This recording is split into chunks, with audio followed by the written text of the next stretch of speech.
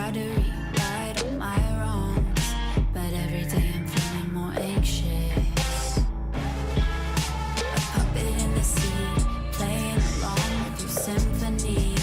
Is that what you really want from me? A voice throbbing deep in the sea. Fall into oblivion. Forget about the innocence. I'll show you who I really am. I'm not a part of your game. Stop pouring fuel to my rage. Don't think you're so hard to break. I freed myself from this chain.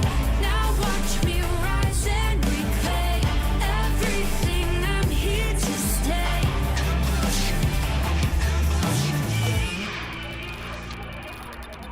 I've been hiding in the dark quietly, watch it all fall apart, trying to fix all my wrongs, but I don't know where to start.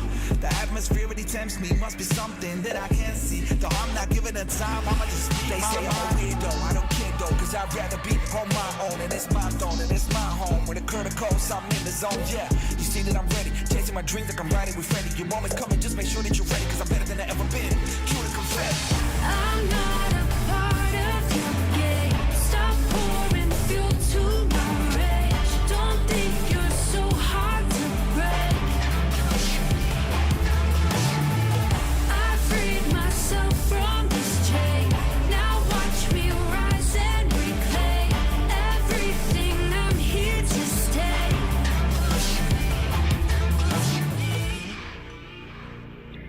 What's up, people? How is everybody doing? I'm not a part of your game. Stop pouring fuel to my rage. Don't think you're so hard to break.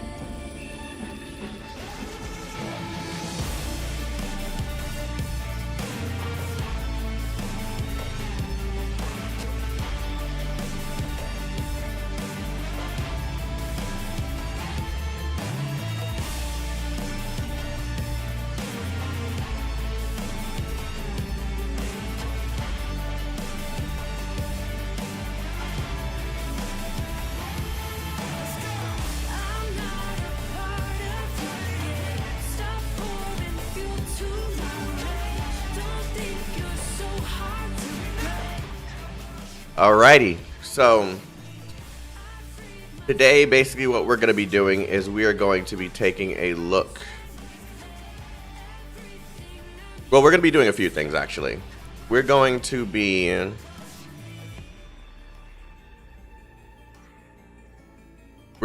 taking a look at the monetization summary that was dropped by the Blue Protocol database team.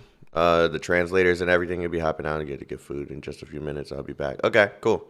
We're gonna be taking a look at the summary that was made by the Blue Protocol database team. They went through and they summarized all the information that was provided in the deep dive live stream, and then we're going to just kind of discuss if the monetization is bad, if it's good, if it really doesn't matter. I don't really know exactly how this is gonna go. Oh, I probably should have gone to Twitter while streaming. That's a bad idea. What's up, Takaru? What's up, Afro? What's up, Mercy? Mercy, what's poppin'? Arima, how you doing, bro? It's gonna be relatively. This ain't gonna be a super long stream. It's just gonna be a discussion, pretty much. Yeah. So here is the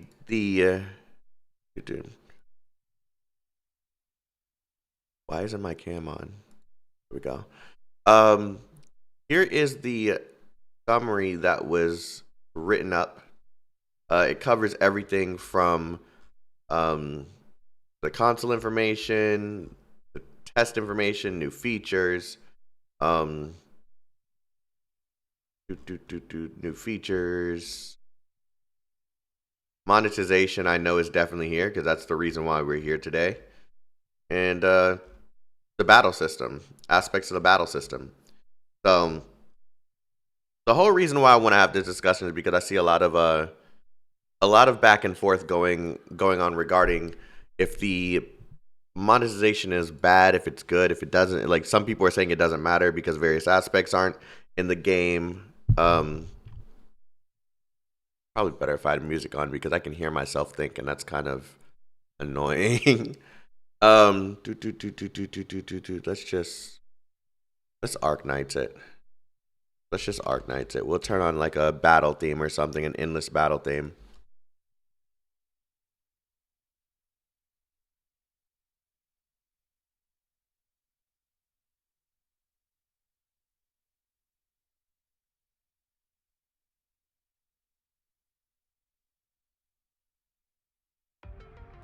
There we go. Yeah, so we're going to go ahead and just get into the nitty gritty of it. We're going to go straight to the monetization. Now,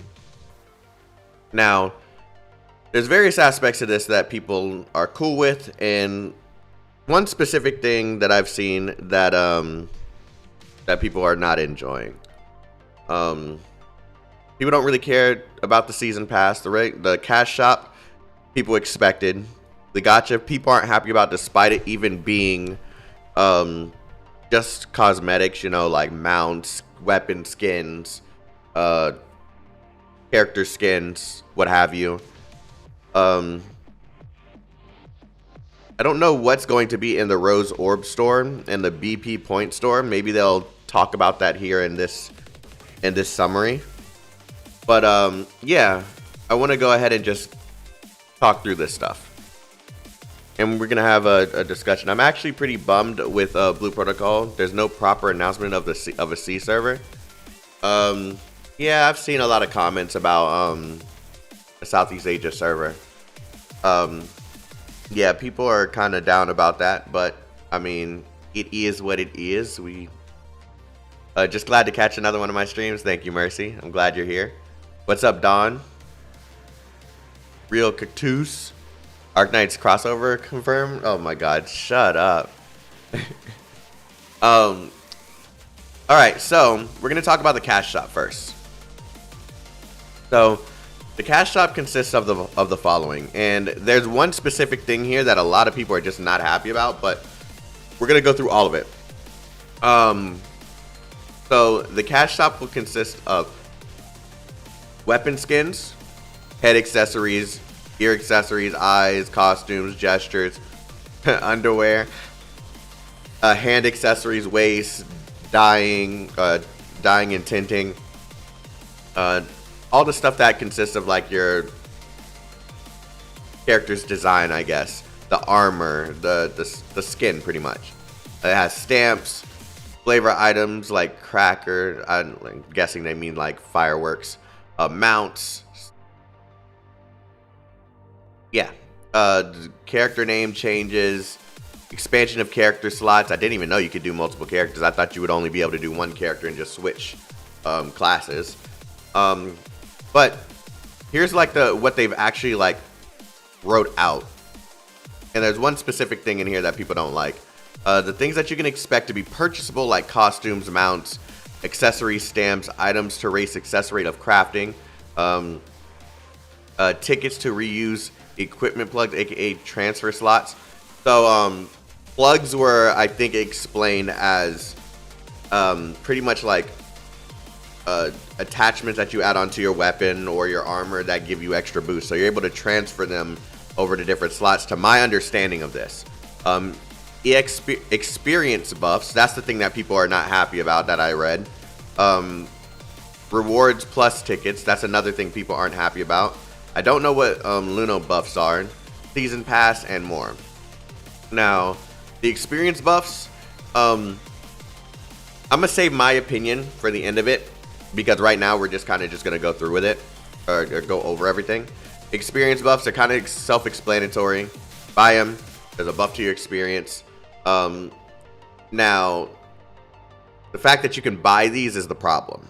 If it was just something that was in the I was in there and that you could buy using in-game currency, I don't think people would care so much.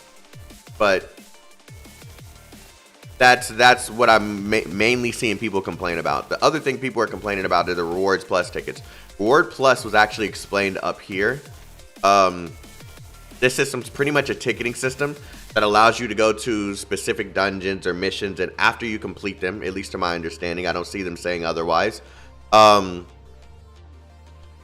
buffs are in most JPCN KN games. I'm gonna get to that because that's actually part of the thing that I'm going to be talking about here. And this has something to do with something Amazon Games have said. Basically, the way this works, the Rewards Plus system is there's a certain amount of tickets that you have. Right here, it's showing 10.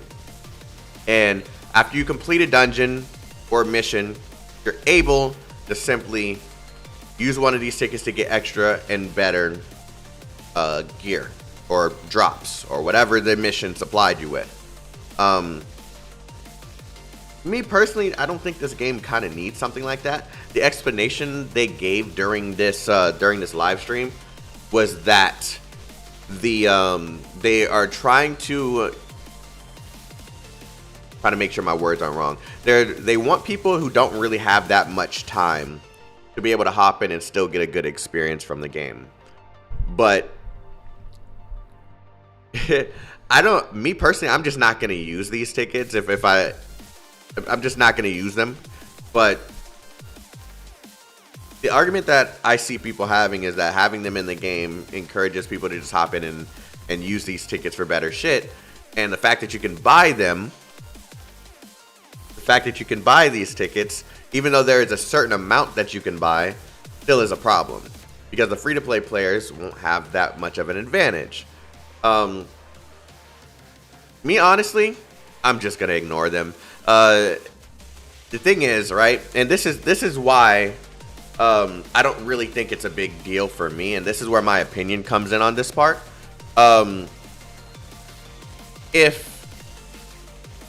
If I honestly don't like something about a game, I just simply ignore that aspect of the game unless it's intrusive on my experience.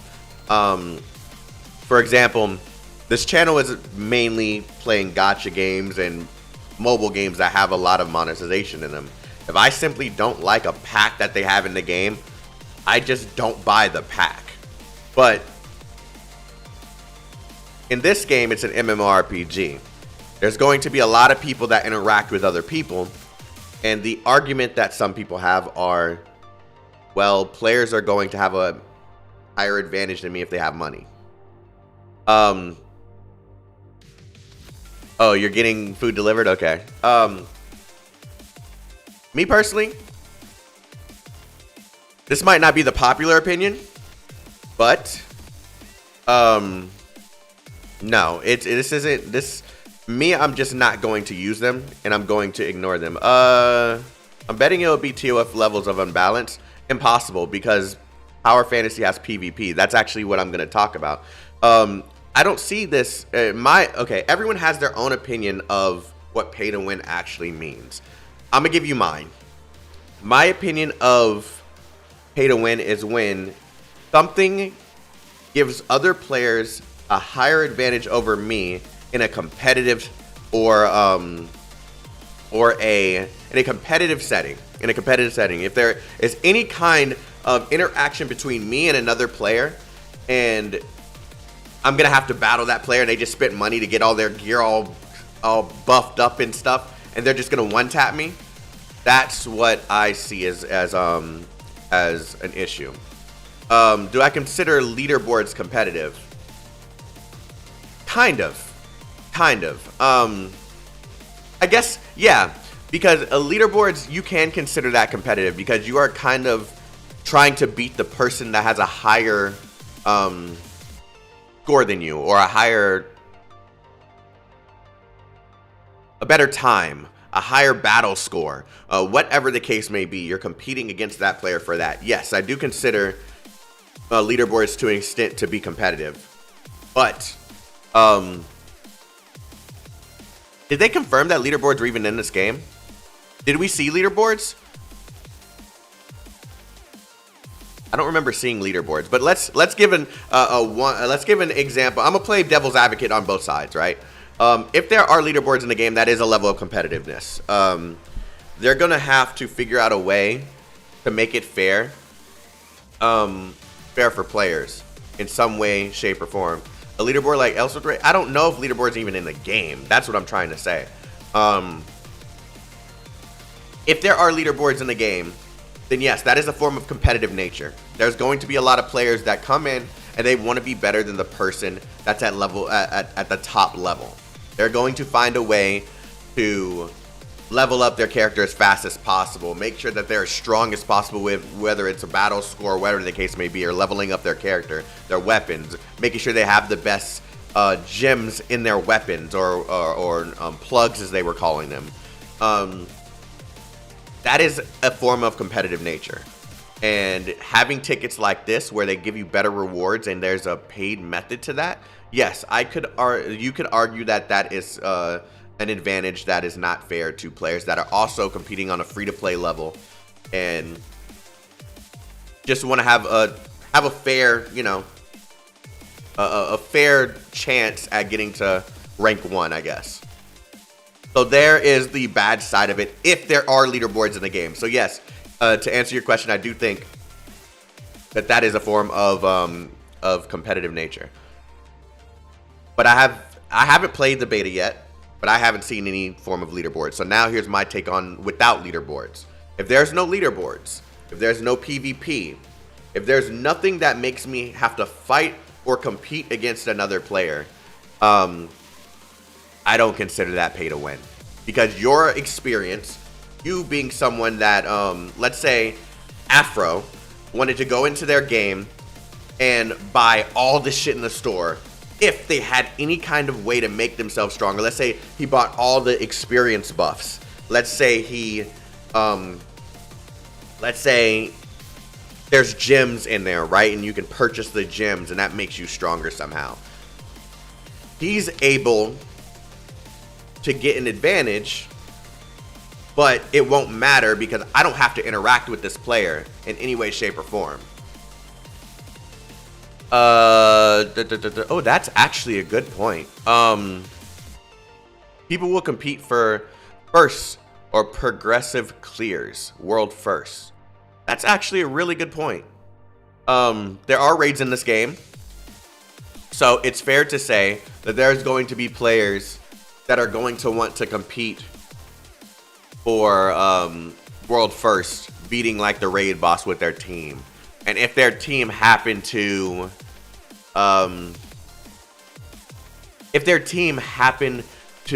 buff themselves up using some sort of shop buffs or something, that would possibly ruin the experience.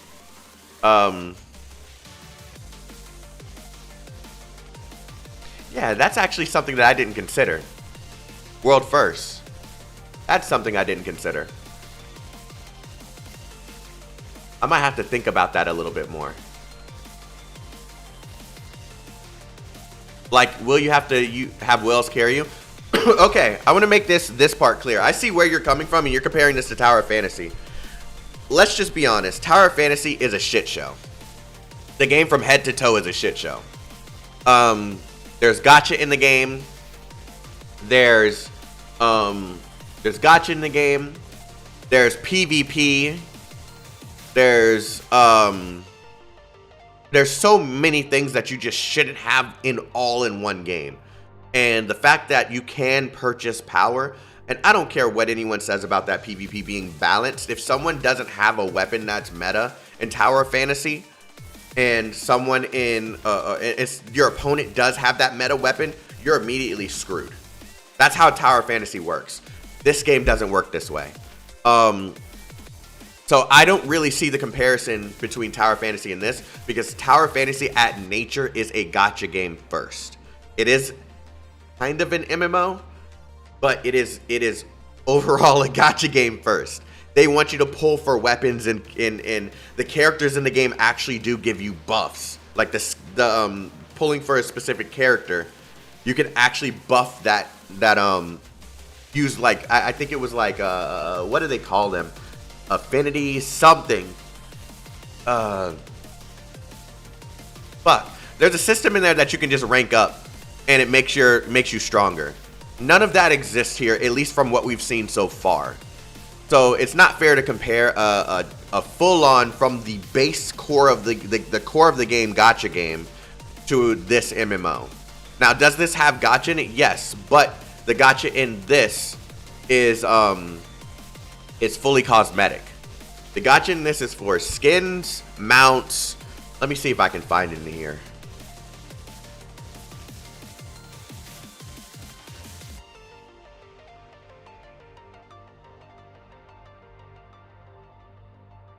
Is this it? Is this the only thing they say about it? Okay. So, you can get Gacha tickets, but I want to see what... I want to see them... I don't think they explained it during the stream, did they? Yeah, they just say Gacha tickets.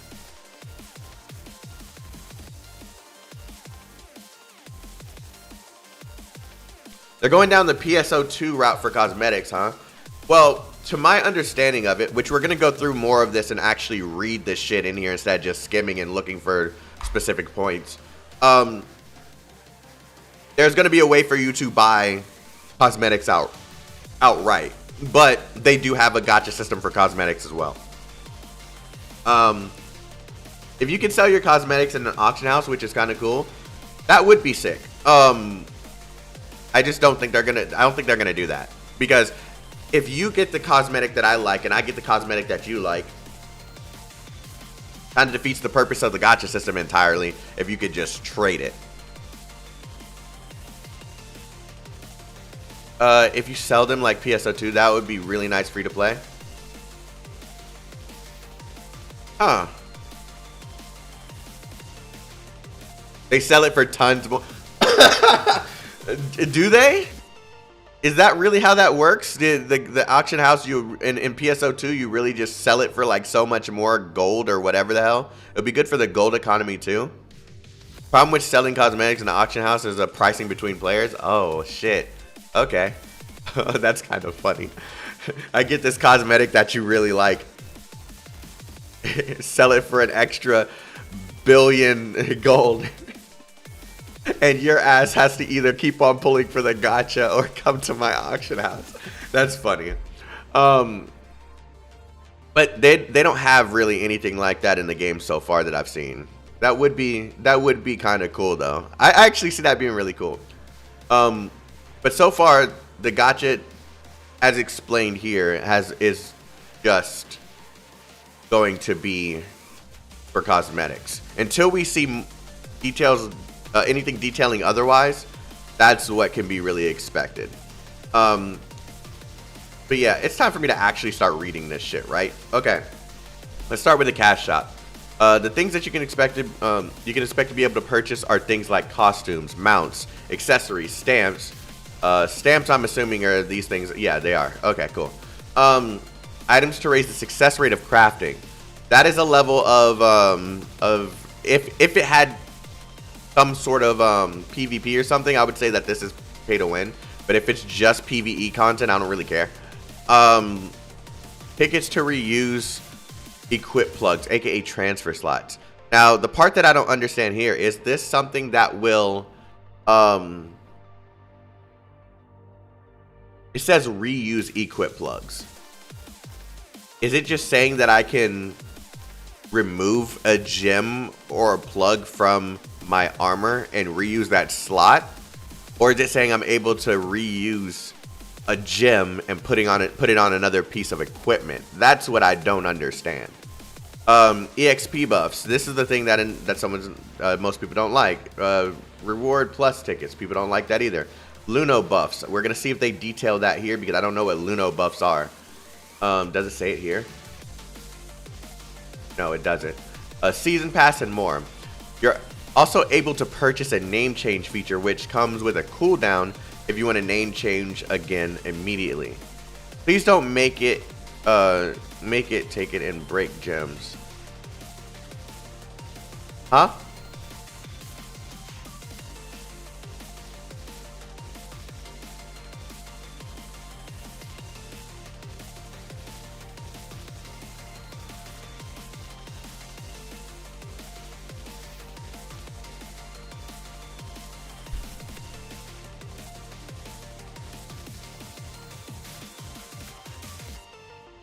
What is that noise? Costumes in Blue Protocol do not offer any stats. I'm glad they reiterated this one, because that was a question I was going to have. Mounts will not offer any speed upgrades either. So mounts are purely cosmetic. Costumes are purely cosmetic. Now, you are also able to earn in-game rewards without using any paid features. A free-to-play player will be able to get things such as costumes, gacha tickets, accessories, mount stamps, beauty salon tickets. The beauty salon is where you re-customize your character's look, if you didn't really get what a beauty salon was made for, etc., without having to use the cash shop. These are obtainable from clearing missions or certain quests. Additionally, you are able to earn currency like GC, which allows you to exchange them for accessories, costumes, and mounts. To earn GC, you participate in raids and increase your currency. Now, the season pass is the first thing that they talk about when it gets down into these systems. Oh, there's not really many systems to talk about. It's just a season pass. Okay, cool. Cosmetics are more important than stats for me. Yeah. I think they probably could have. I'm gonna save that for the end. We'll save that for the end. The season pass system has been explained with more detail. One cycle of the season pass will last approximately 50 to 60 days. The maximum level a free-to-play player can earn is up to level 60. I think I said this in my video. On the pass, the paid season pass version goes up to level 100, and you can claim the rewards from both the free and the premium tabs. Pricing has yet to be introduced, so they cannot talk about how much the season pass will cost yet. By clearing certain raids or quests from the season pass, you can level up.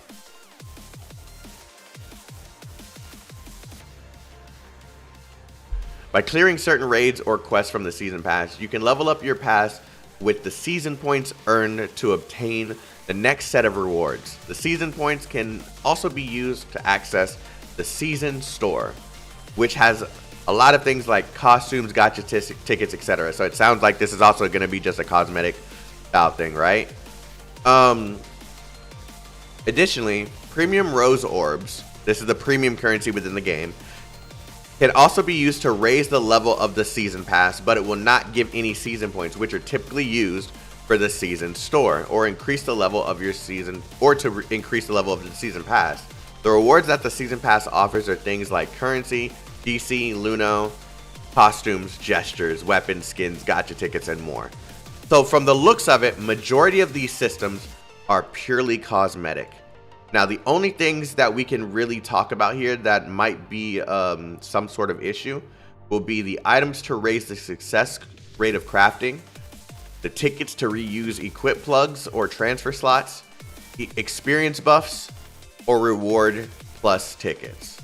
Now, I don't know what Luno buffs are. This might be another thing, but I just don't know what it is. So I'm not going to speak on that. I'm going to wait until the beta and hope I get into the Japanese beta so we can kind of talk on some of these a bit more then. But I'm going to give my take, and then I want to see what you guys think in the chat based off of what I say about this. So, items to increase the success rate of crafting. Does this really bother you guys if there's no competitive aspects in the game, or does that only matter if it's competitive?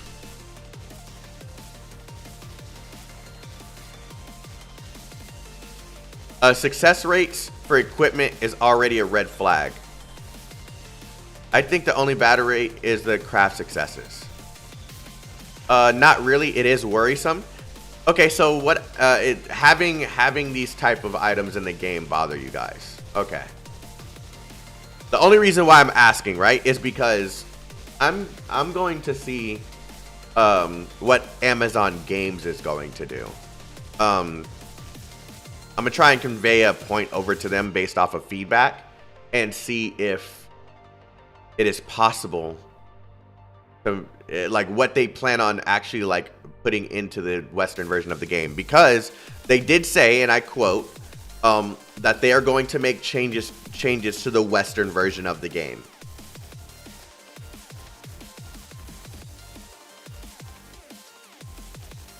Okay, this is okay. Already red flag. I already read that. I read it. Experience buffs is okay. Interesting. So experience buffs are okay, but the crafting thing isn't. Okay. People would get higher levels get to higher levels anyway. Okay. I hate RNG and power progression in general. I mean, the crafting system, period. If it works the way that I think it is, there's RNG in the crafting system, whether it's free to play or not. There's going to be rates in which, sorry, I'm saying this as if it's definitive in the game. If the crafting system works the way that I think it will, there are going to be rates, and there's going to be a chance where your crafting could fail. That is still RNG. It basically means crafters will need to be whales or risk wasting a ton of resources. No. Okay, this is the part that I don't agree with. It doesn't mean that you have to do this or waste resources, right?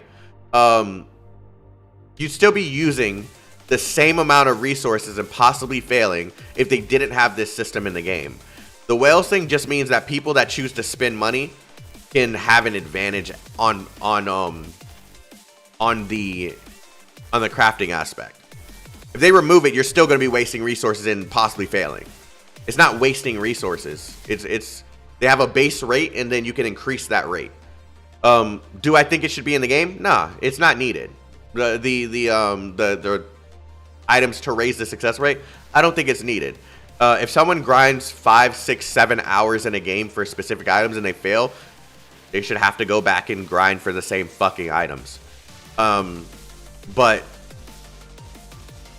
yeah, it's pay to fast. It's not necessarily pay to win.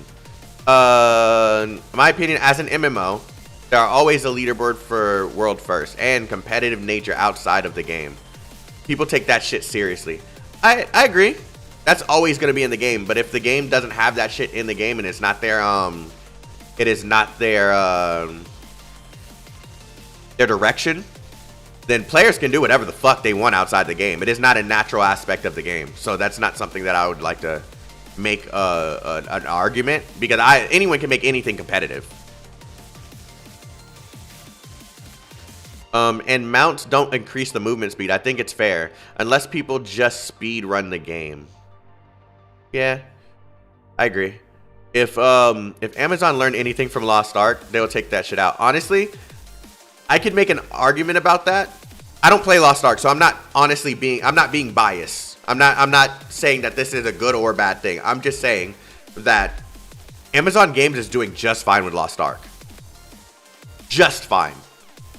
So even though a lot of people fell off and it wasn't the massive success that it could have been, if you go and look at those numbers for Lost Ark,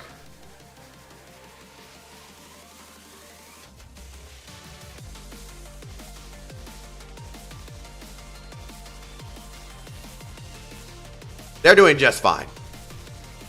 They're doing just fine. Like, I can look up a game like Destiny 2. And of course, this is just the PC version, but PC version is usually the version with the most players. And Destiny 2 doesn't touch the game. So, I could argue that even if they didn't learn anything, they'd be just fine with losing that batch of players and being and running the game just fine. The thing is, check Final Fantasy, it's worse. Because people don't play off of Steam. People download the actual client. Yeah, Lost Ark is doing fine.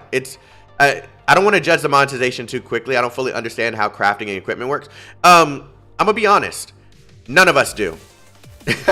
None of us do. That's why I named the stream JP monetization discussion. Because at the end of the day, none of this fucking matters. Absolutely none of it. Because most of us are going to be playing the Amazon Games version of the game. If Amazon, and I'm going to be devil's advocate, I'm not going to be biased. On one end, let's say Amazon does really good. They could literally remove all the pay-to-win aspects of the game because they said they're going to westernize it. Let's just keep that point as something very important here. They said they're going to westernize the game. Some people saw that as censorship. I see that as something overall.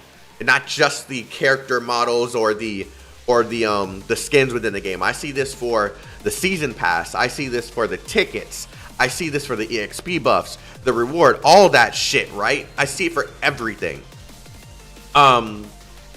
So it is very possible that on one side, and this is the best case scenario, they remove all, some, if not all, the pay to win aspects of the game, and just bank off the possibility that people will want to buy skins, weapon skins, character skins, mounts, shit like that, right? And that's pretty much the best case scenario. Middle ground would be if they removed some of the no, middle ground would actually be if they remove some of the pay to win aspects of the game, like the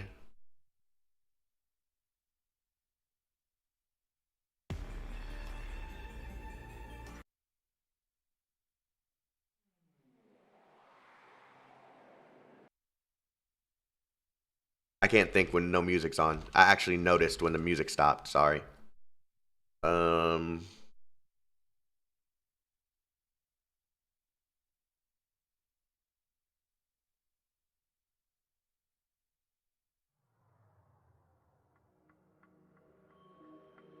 Cool. Sorry, my brain literally shuts off when there's no sound around me. It sucks. All right, so what was I saying? The middle ground would be if they kept something like experience buffs, but they removed the rewards plus tickets and the success rate of crafting items, right? If they completely removed that shit and kept something like experience buffs, tickets to reuse equip plugs, but everything else was removed from the game. They had like a compromise, right? I can see that being more fair because people buying experience buffs, it doesn't really fucking matter. Once we get to the end game and we're done with level building, the experience buffs aren't going to mean shit.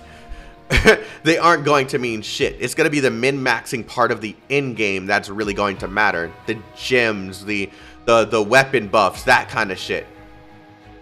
So at some point in the game, the experience buffs aren't going to matter anymore. The rewards plus tickets, I'd say that once again, that isn't needed. The same way I think the items to increase the success rate of crafting isn't needed, because people should just grind an MMO. They should level from level 1 all the way to whatever the max level is themselves. They should go through the whole grind of materia I want to say materia because I'm thinking Final Fantasy, but gems, weapon gems. If you're grinding for weapon gems and you're looking for that specific gem with that one stat that you need, they should have to go through that entire grind. And that includes the reward plus thing too, because that's going to help people get that gem quicker if it comes from a quest or a mission. These things, I don't feel they're needed. So if they remove those things, that would be a best case scenario for the game. But me personally, I'm just going to ignore that they fucking exist in the game anyway, and I'm just going to play the game the way that I intend to play the game. Materials rate would be better than items. Materials rate would be better than items. Can you please, can you explain? It depends on how crafting affects the end game. What are the rates? Is the in-game equipment even craftable? Yeah. I can't say if it's good or bad yet because it needs to be seen first. I mean, that could be said for absolutely everything here, with the exception of experience buffs because it's self-explanatory. Rewards plus, we don't know to what extent rewards plus will be helping players out. It might not give you gems. It might just help you get an extra gold, right? Or if you're in a mission, it might get you extra GC, so you can be in that shop for exchanging accessories and accessories, costumes, mounts. It might honestly just not be a big deal at all. But we're assuming that this rewards plus ticket will also help us with gems, will help us with anything that might help our power increase. So it's an assumption, but at the same time, it's fair to assume that that will be included. If that isn't the case, and they just give you items that will help with increase, that will help you get like beauty salon tickets and gacha tickets and accessories and mounts, then it won't matter at all. We have to see more of pretty much everything. But the whole purpose of even talking about this, right, is so that there's some documentation out there beyond a video. This is actually discussion with you guys, right? Hearing what you have to say, and everything that you say in the chat will still be here at the end of the day. I plan on sending this whole shit to Amazon Games. So anything you guys say here will be seen. Hopefully.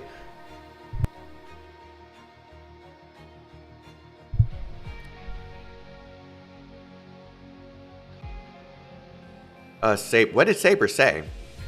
I didn't see what Saber said.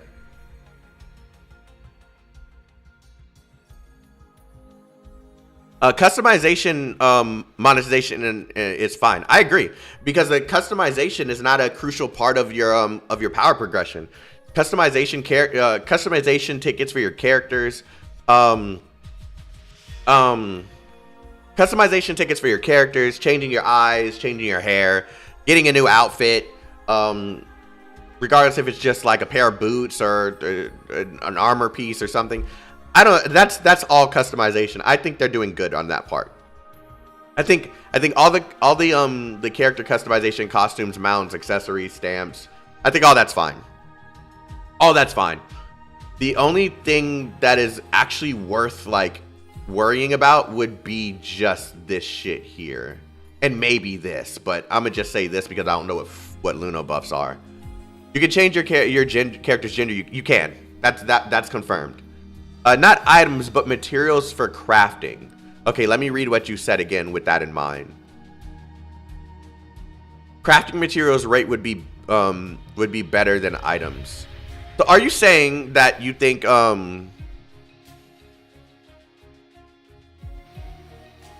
just having rates you're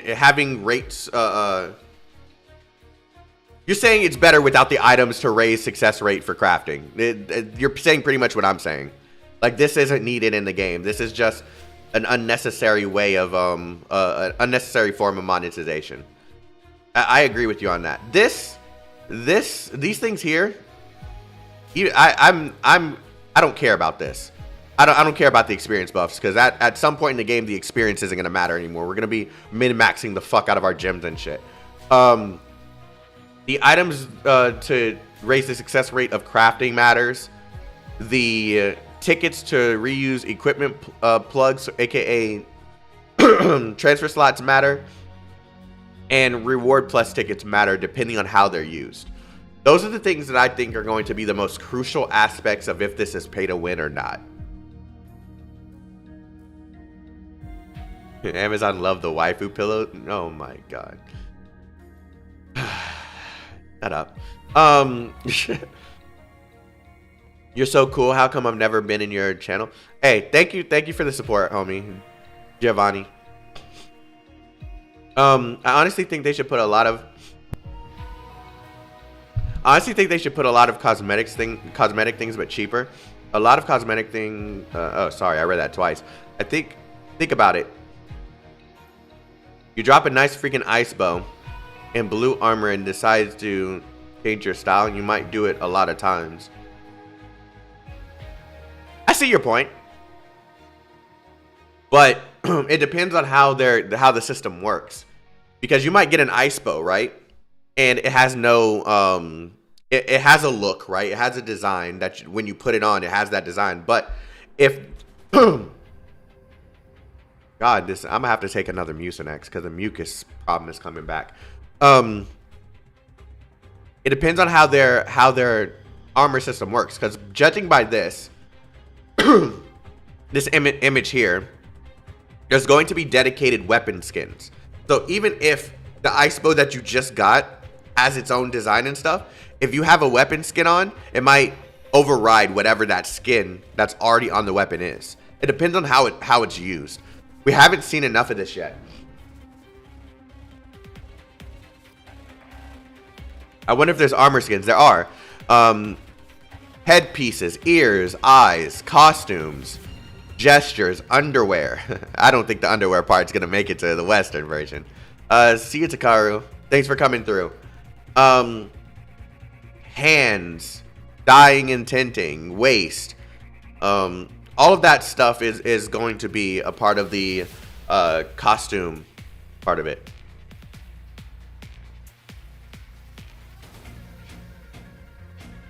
Iceberg then blue armor sets it. No. Let's not give them ideas for possible monetization, bro. If they have if they do that, that would actually be a form of paid power, because someone could just could buy a blue armor, and that would give them the buff. That's not a good idea. that's not a good idea at all.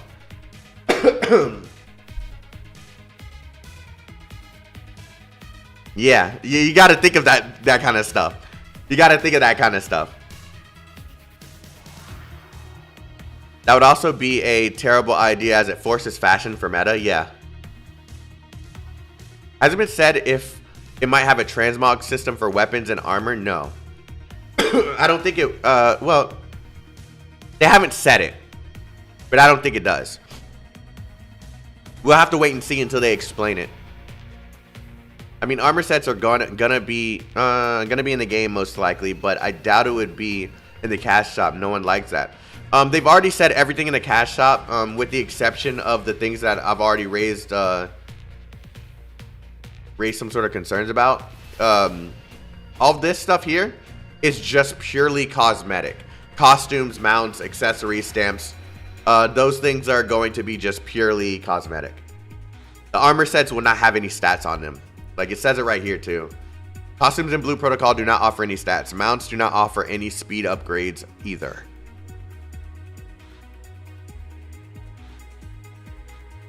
Has it been said oh, okay, yeah, I read that one. I read that one too. I would assume cosmetic armor sets would be a form of transmog.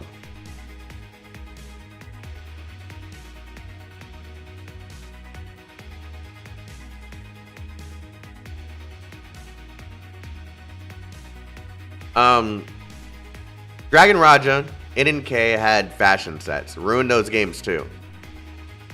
Elsword costume. I never played Elsword. I've never played NNK. I don't even know what that is.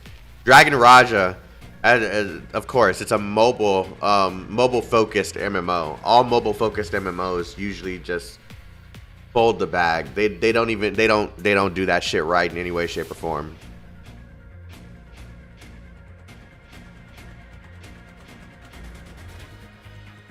Yeah, it's good. They said no stats tied to cosmetics. Yeah, they said that literally during the stream. No news on Aether Gazer Global. Nah. When Aether Gazer has information, you'll see that in a dedicated video. Nino Kuni, that stupid crypto garbage. I'm on the fence about that too. I could just ignore it and enjoy the rest of the game. The thing that I didn't like about Nino Kuni was the autoing and shit. Like, the crypto shit, you just ignore it. The only thing that was bad that came with the crypto is how many bots were in the game just farming for it.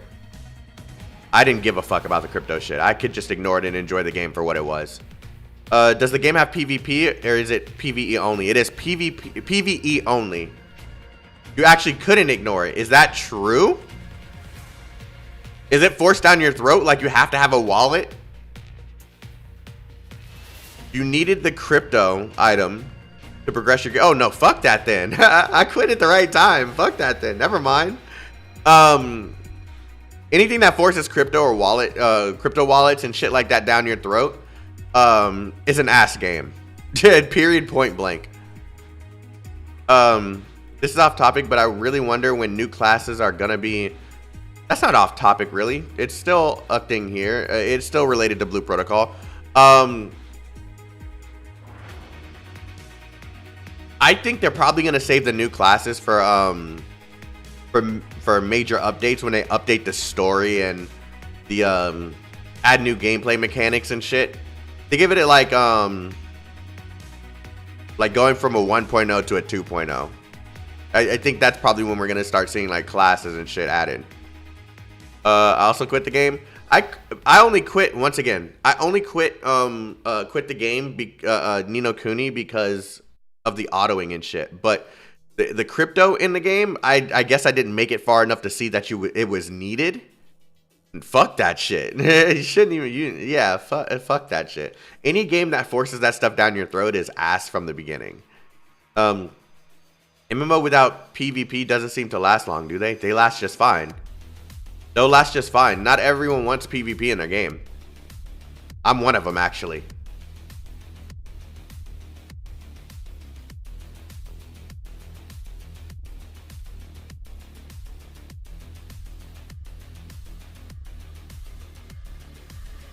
Yeah, I agree. Fuck yeah, this slaps. I don't even know what song this is. CC0? Yeah, this is fire. Look at Final Fantasy 14. Does Final Fantasy 14 have any form of PvP in it? I thought it did.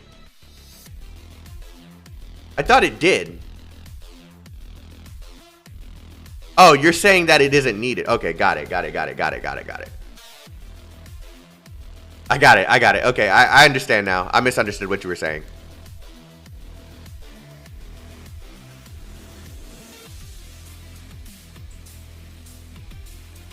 I think this game has the... Okay. Now I'm going to give like my take on all of this, right? Now here's the part that's going to matter. Because all of the stuff that we talked about today, while it does have some... it is important to address the things now.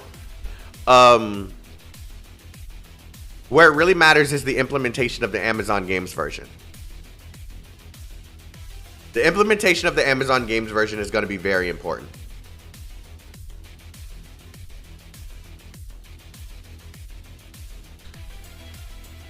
Because if Amazon Games, once again, I have to say this every single time I speak any type of possible good from Amazon Games. They said they're going to westernize the game. I'll read what you said in a second, Will. Don't let me forget. If Amazon Games decides that they're going to go and remove the items to raise the success rate of crafting, the equip plug thing for transferring slots, I gotta see how that works before I'm actually sure if that's a form of pay to win. The reward plus tickets, depending on how they're used, I think I've specified what I think about that. It's fine as long as it's for cosmetics and like money and shit like that. It's only when it's like buffs, stuff that gives you power, when it's a problem. And only keep the experience buffs, because that's only going to be important for a specific period of time. And that's only going to be important to new players when the game goes so far down the road. Actually, I'm going to say the one situation where EXP buffs might be good. This is one small situation. If Amazon removes the painting customization, I'm out. You might as well already anticipate it being removed. They said they're aiming for a teens rating. He said they're aiming for a teen rating, so that's probably not going to be in there.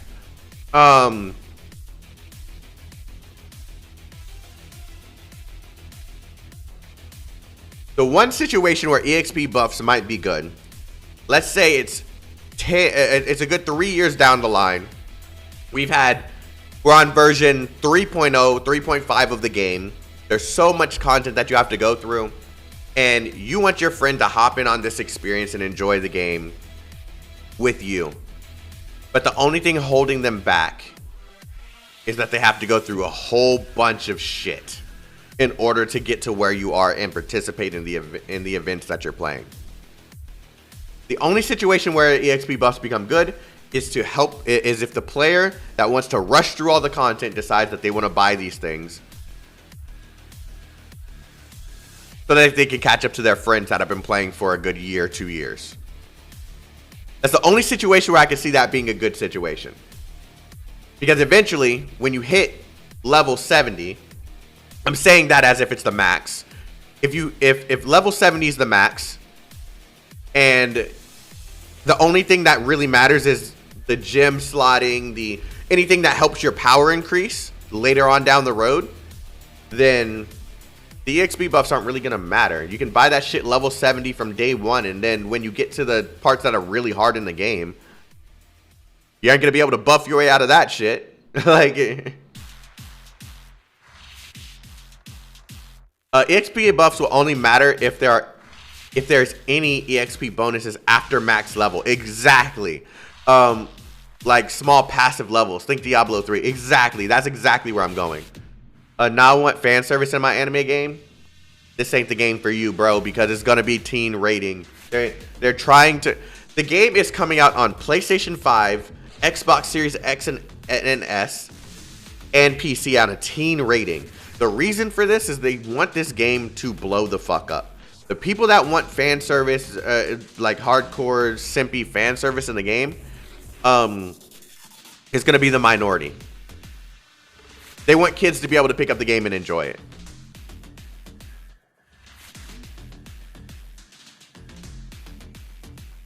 Definitely gonna be playing JP instead.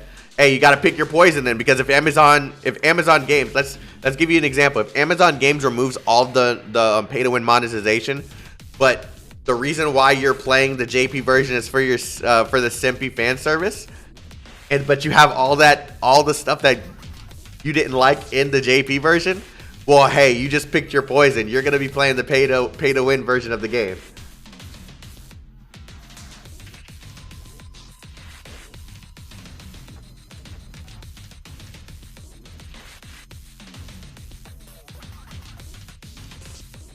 You underestimate what they can do with a teen rating. Oh, I know what they can do with a teen rating, but they're going multi-platform. That's why I said that. I detailed that on purpose. PlayStation might not allow it. Nikkei's a gacha game. That's not in the same comparison, bro. Nikkei's a gacha game. They need, despite how good Nikkei is as a base game, in order for people to play, to think of this as a different type of game from the other gachas out there, they have to do something special. What can we do special? Man, let's fan service the hell out of this game. We're gonna have the thickest freaking waifus in the game possible. That's how they draw you in the gacha games. PlayStation does do fan service. That is completely false. There's some games that choose not to do it, but it is not PlayStation that is 100% pulling all the fan service stuff out. It is a part of an agreement made between PlayStation and whatever the development studio is. It sounds like a convenience option. Oh, wait, I missed one. One thing I hated about in Lost Ark is that in the Korean version was so far ahead. I felt stupid playing the game and not rushing. I mean, that comes with games coming later, and the game was years late. So it sounds like a convenient option for working class, but in my opinion, not sounding like the game breaking purchases. Not really, like you're not really buying, huh? It sounds like a convenient option for working class. That's what they said. They literally said the reason why they have the EXP buffs and the reward plus tickets is for the people that don't have enough time to play the game.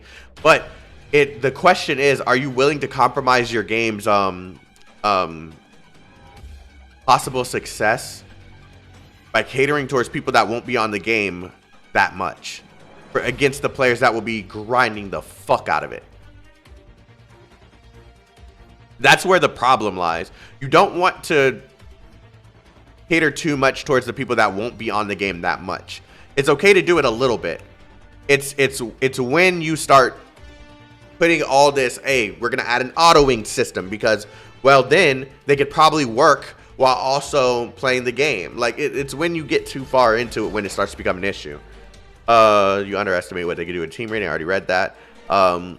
They won't be able to pay. Won't be able to pay anyway. I must be missing the context for that one. Anyone point out the summer cause hypersexually? I don't know the context for that one either. Monetization seems similar to PSO2 New Genesis. In fact, the game seems similar to that. It might be. I don't know, man. We have to see more. We have to see more on the game. That's what it comes down to. We have to see how all this shit works. It's easy to shit on the game and say this shit is in the game. That's horrible. But let's say, I'm going to give you another situation. Let's say Amazon Games removes the item to increase the success rate of crafting, right? Yeah, and I'm fine without slow mode. I can see the questions. It's just that I lose the context when I start thinking about something else.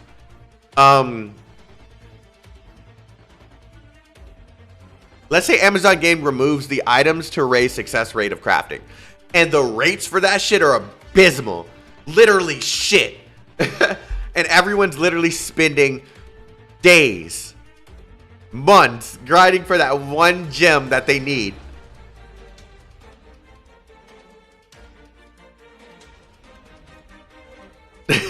See, that's the thing. That's the thing you have to think about when you start questioning some of these systems. The issue here is that it's in the cash shop, not necessarily that it's there.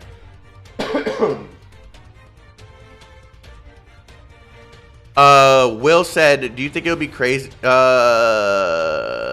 you think it would be crazy to think that Amazon might make us pay for things?" No, no.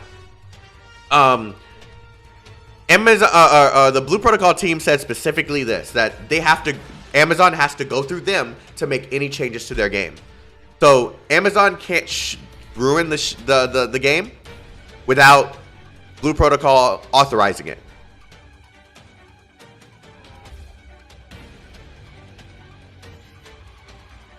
The level boost is fine. Everyone will cap. That's what I said earlier. Yeah.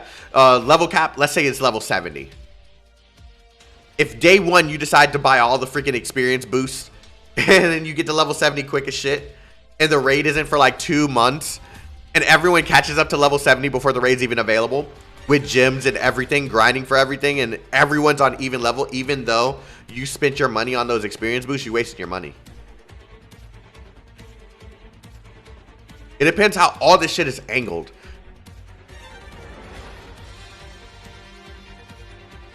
Devil's in the details, guys. Devil's in the details. I think the whole Amazon... I've been saying that from the fucking beginning. Simply shitting on a game just because the publisher is someone that... Every publisher has to learn. Every publisher. Sometimes publishers get it right at the beginning. Some of them literally ruin their games from the beginning, but learn along the way. There has to be a reason why Blue Protocol chose Amazon. There has to be a reason. They believe that Amazon is the best possible partner for the game, aka Nexon. That's actually a great example because Nexon got rid of their global division and they've been doing fine ever since. They've been doing fine ever since.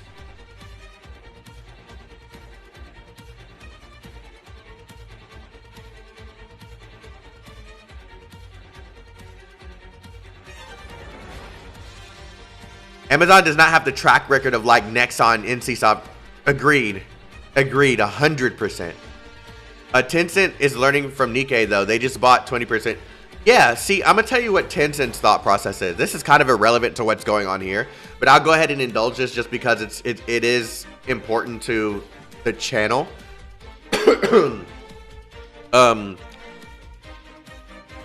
Tencent purchased a stake in ShiftUp because they see that people are interested in what ShiftUp has to offer. Tencent tried to throw their hand in making changes to a game, and the community acted against it. Some things were revised, and people liked the original versions of it. So they know for a fact that what ShiftUp is doing is the right direction. Some of the things that Tencent has suggested is not the right direction. So they put their money in ShiftUp simply because they know that that's where some of the money is going to be. And they're probably going to buy more stake in it as that's proven. Wait till the PC version of Nikkei comes out. We'll see if all this hate is still warranted. Watch. It's gonna blow the fuck up again. If they really make a PC version, it's gonna blow the fuck up again.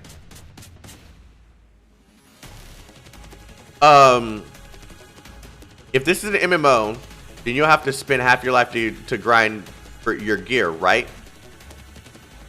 Not necessarily. Maybe to optimize your shit.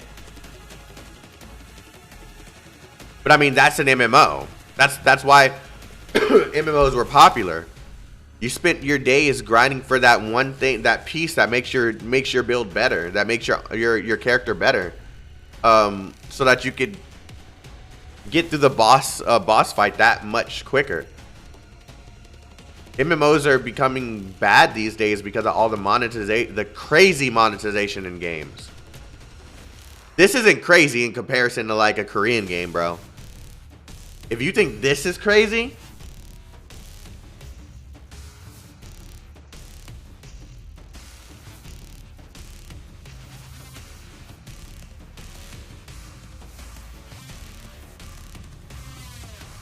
Korean make EA games look like this. Yeah.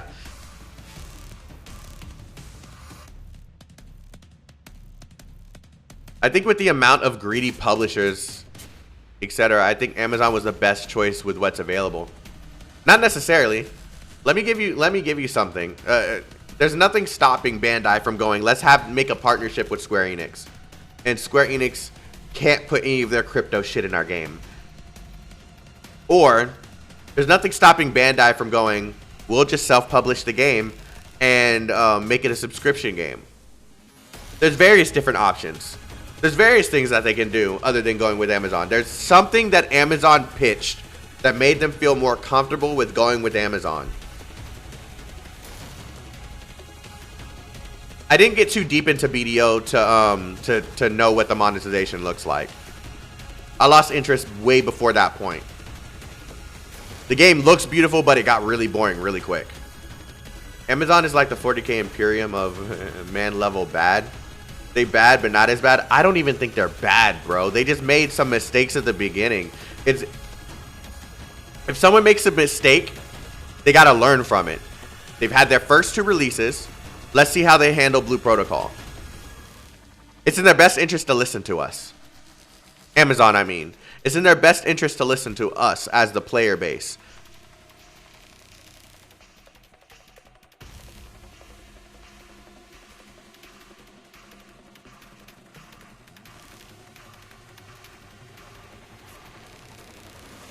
I think it was for Prime benefits, Prime gaming benefits, and the possibility that the Twitch Prime benefits. I guess that comes with the Twitch thing.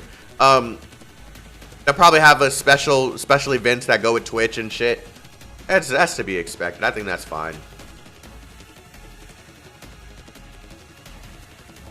But I don't think that's enough to say I'm gonna put for Prime benefits alone. I don't think that's enough to say we're gonna put the fate of our entire game that we've spent years and years building in Amazon's hands.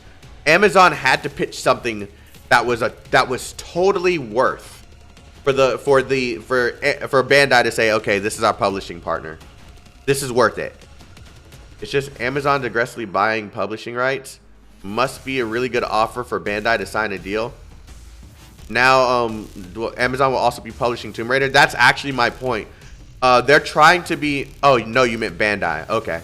I think part of the deal was Bandai probably to keep the server. I'm gonna be honest about Bandai, and I hope this doesn't ruin my chances at working with Blue Protocol. Because I do want to work with them, like on like a content creator basis. But I'm just gonna say it. Bandai either does really well, or they do horrible. I think putting it in the hands of a publisher was their best bet. Because if they do it, they have to go with all this monetization shit. And if it doesn't work out, they have to shut down the servers. Just like all of their fucking previous titles that aren't alive today. There's so many games that had potential that just didn't live long enough to see that potential. So going with Amazon was probably such a much better deal than self-publishing.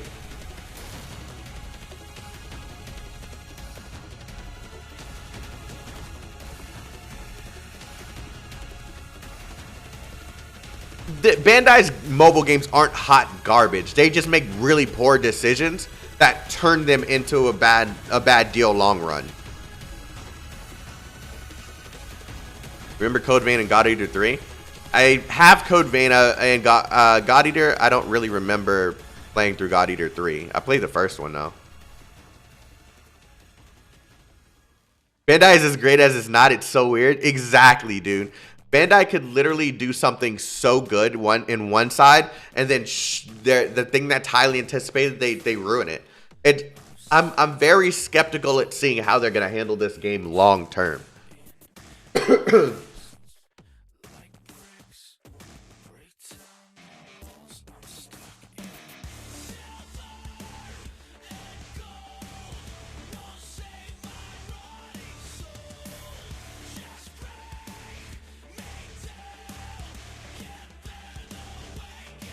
I'm gonna tell you the one thing that I can see the benefit of going with Amazon, right? This is something that a lot of people aren't considering.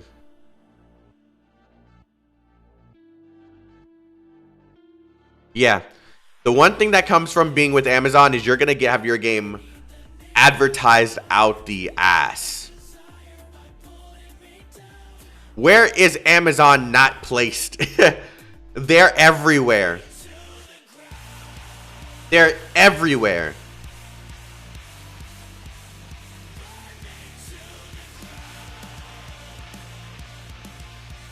Like, I think I've seen Amazon advertise Blue Protocol on Instagram at least 7 times. At minimum 7 times. Just scrolling. I've seen it on Facebook. I've seen it on Twitter 3 or 4 times. Amazon's already putting their money into the game and advertising the hell out of it. What's up with the monetization? Anything of note? Okay, I'll recap what we talked about, and I'm gonna make it like a TLDR because we're talking about the advantages of possibly being with Amazon and why they chose Amazon now. The thing that is a red flag as of this point is these things right here. Items to raise success rate of crafting, tickets to reuse equip plugs, aka transfer slots, EXP buffs, and reward plus tickets. Now, we don't have context to any of this shit. I have a rebuttal for literally everything here that could justify literally every aspect with the exception of the equipment plugs because I don't have enough details on them.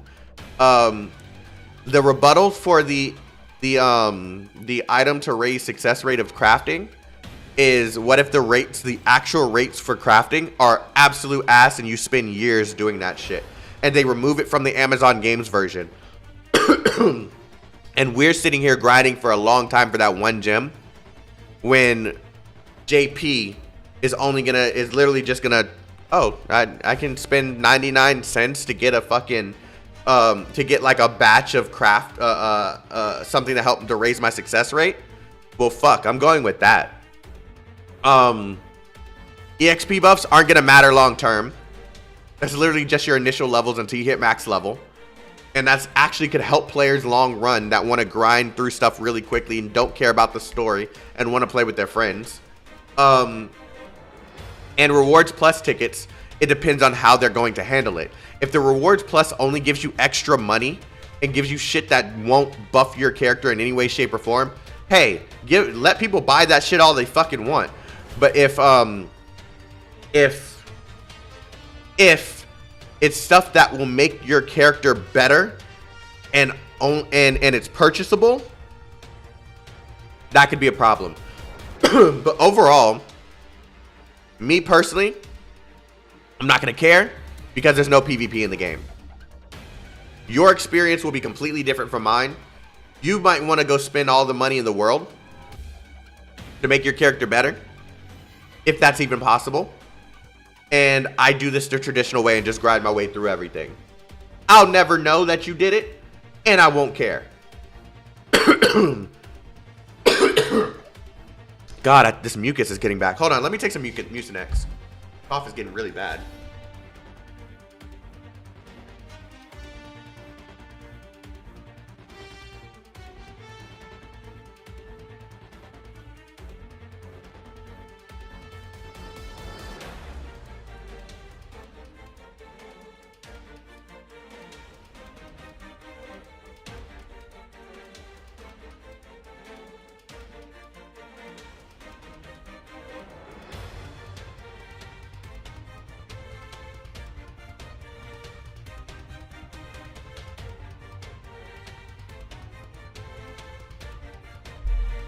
Wait, what's Luna buff again? Is that the crafting changes? We don't know. That's the thing. That's my point. We don't know how. We don't have the context to any of this stuff. All we know is that this shit's on a purchase in the cash shop, and a lot of it is shunned upon in most games. It's implementation that matters. And the thing that I want to reiterate is that the Amazon Games version might be drastically better or it could be drastically worse. We won't know until we see. Guys, gotta go. Thanks for the chat and everything. Keep up the good work. Hey, Giovanni, I hope to see you here when the game goes into beta and when it launches. Yes, drinks lots of water. Thank you, bro.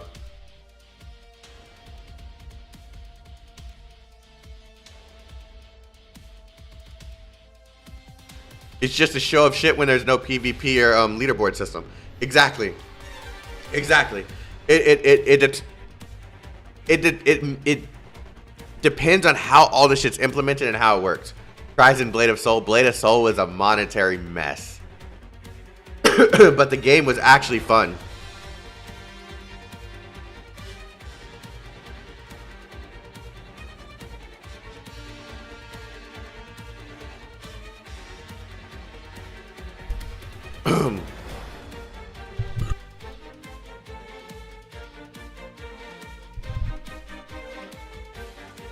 I can tell enchanting weapons is going to be hell. That's just an assumption. We won't know until we see how it works. I just hope Blue Protocol doesn't have that annoying Nikkei pop-up special deal. That would be annoying. That would be annoying.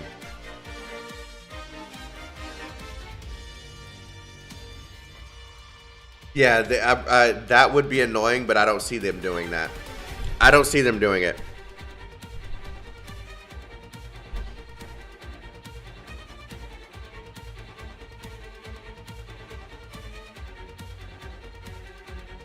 I just hope we don't get two separate PvP and pay to play F2P cosmetics like PSO2.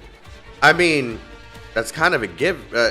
Wait, hold on. Let me make sure I'm understanding this properly. There will be stuff in the cash shop that you have to buy that is cosmetic. And it'll probably be like premium options, stuff that looks better. But there'll be no stats on anything.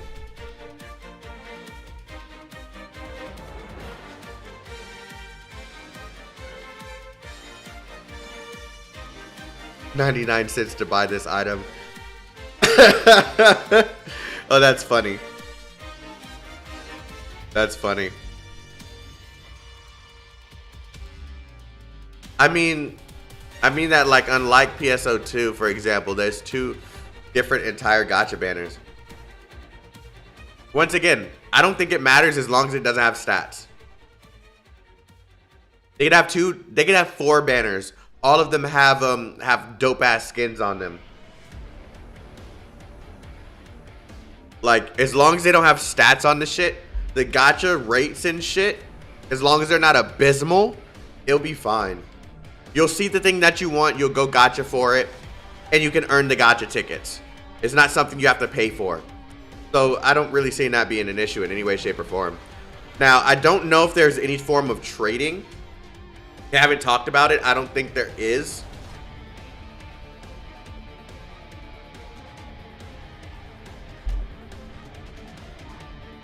It all depends on implementation. I know I keep on saying that, but it all depends on implementation. As long as they implement all this shit properly, and let's say the items to affect your crafting, I think they said no trading.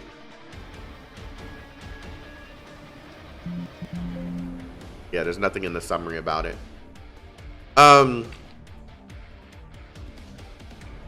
Hey, well, hey, there we go. If the dev said no trading, then no trading. I thought that applied only to, like, weapons, like gear that has stats on it. But if they mean for everything, then fire. That's fine.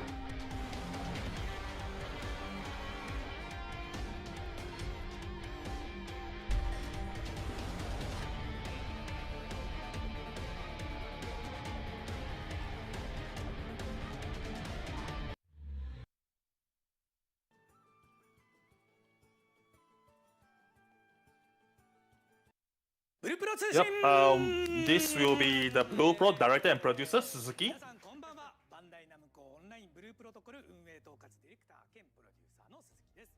This will be the broadcast to convey you the latest news and updates for the game Blue Protocol. I don't even think I need to do it this way. I think they have them separated in the categories here, and I could just watch the thing that I want to see. Yeah, they do. Okay, cool. All right, so let's go with, they've talked about swimming, camping. I'll TLDR some of this stuff that I know already. Fishing.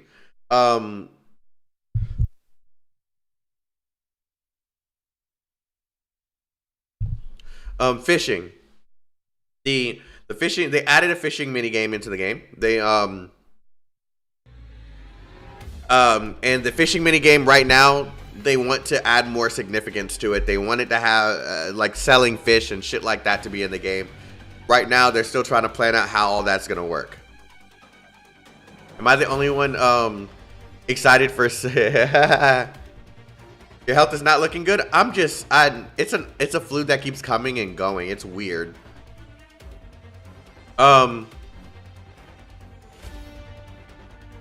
Yeah. So they want to add more significance to fishing. This is most likely going to be a thing that people are going to go, and when they're talking to their friends on Discord, they'll just be grinding for fish and then selling it when they're actually playing the game. Swimming. They added enhancements to the swimming because in the previous tests, the swimming was implemented, but there was no way to properly get out of the water and shit like that. Now you can jump and speed's fixed. Let me see. Let me see if they detail this so I can say it better than what I'm thinking. You're only able to swim at a fixed speed and only get out of water when you found stairs. So now you can jump out of the water and climb and shit. As long as the ledge is not too high, you can get out of the water now. Okay, cool. So they added swimming and fishing. Now, the channel system. This is how many players will be held in specific channels. In each city, such as Asterlis, it can hold up to 200 people per channel. So that's 200 people in channel 1, another 200 in channel 2, another 200 in channel 3, etc., etc., etc. In each field zone, the open world, it'll be able to hold up to 30 players per channel. I honestly think that this is going to be increased because that's a little on the low side, but it depends on how many enemies and shit are going to be on the fields. We'll see how that's handled. Each mission set area such as dungeons, arena, or tower can hold up to 6 players. That means we can have a party of 6 and go in complete missions together with a party of 6. Each raid will hold up to 30 players. They said this in a weird way. They said this in a weird way. Either this means that you're gonna have up to 30 people in a raid, and we can have 30-man raids, or it could be 30 people on the field, and it won't just be your party of 30 people. I don't know what this means. It could be both, actually. It could literally be you can have a 30-man raid with a party of 30, but it's possible they could just have split parties, and you can only have like 6 to 10 people. Who knows? They didn't really specify. Time attack runs can only hold 1 person. Of course, they're time attack runs.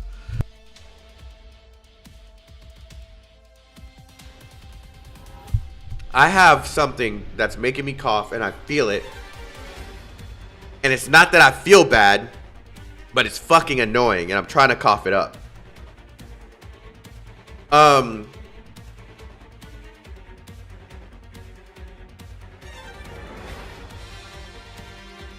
Camping.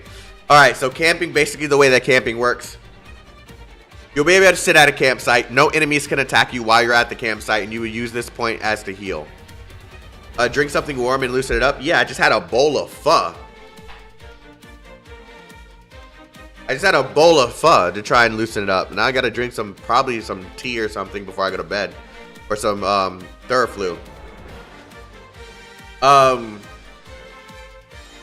Yeah, so you're able to sit here and I guess this is a good social spot for you. Here it is. Here it is. I feel it.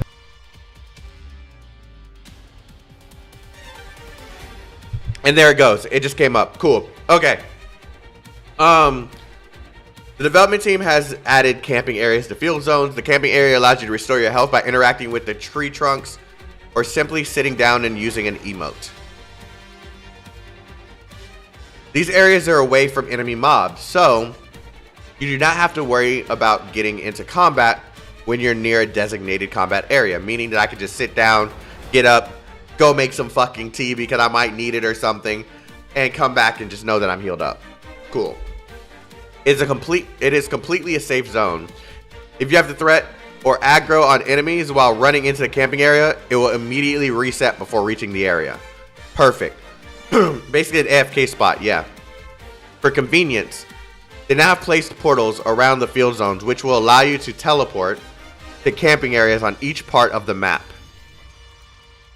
With this feature, you are able to directly teleport to a camping area instead of having to ride your echoes. I think that's what they're calling the wolves, to get to certain parts of the map. So, yeah, this is a nice place for you to sit down, get healed up, and then get back to work. Roaming Gourmet Chef. TLDR, these guys provide buffs. You find them on the open world, they provide buffs. I don't see them saying exactly which one provides which kind of buff.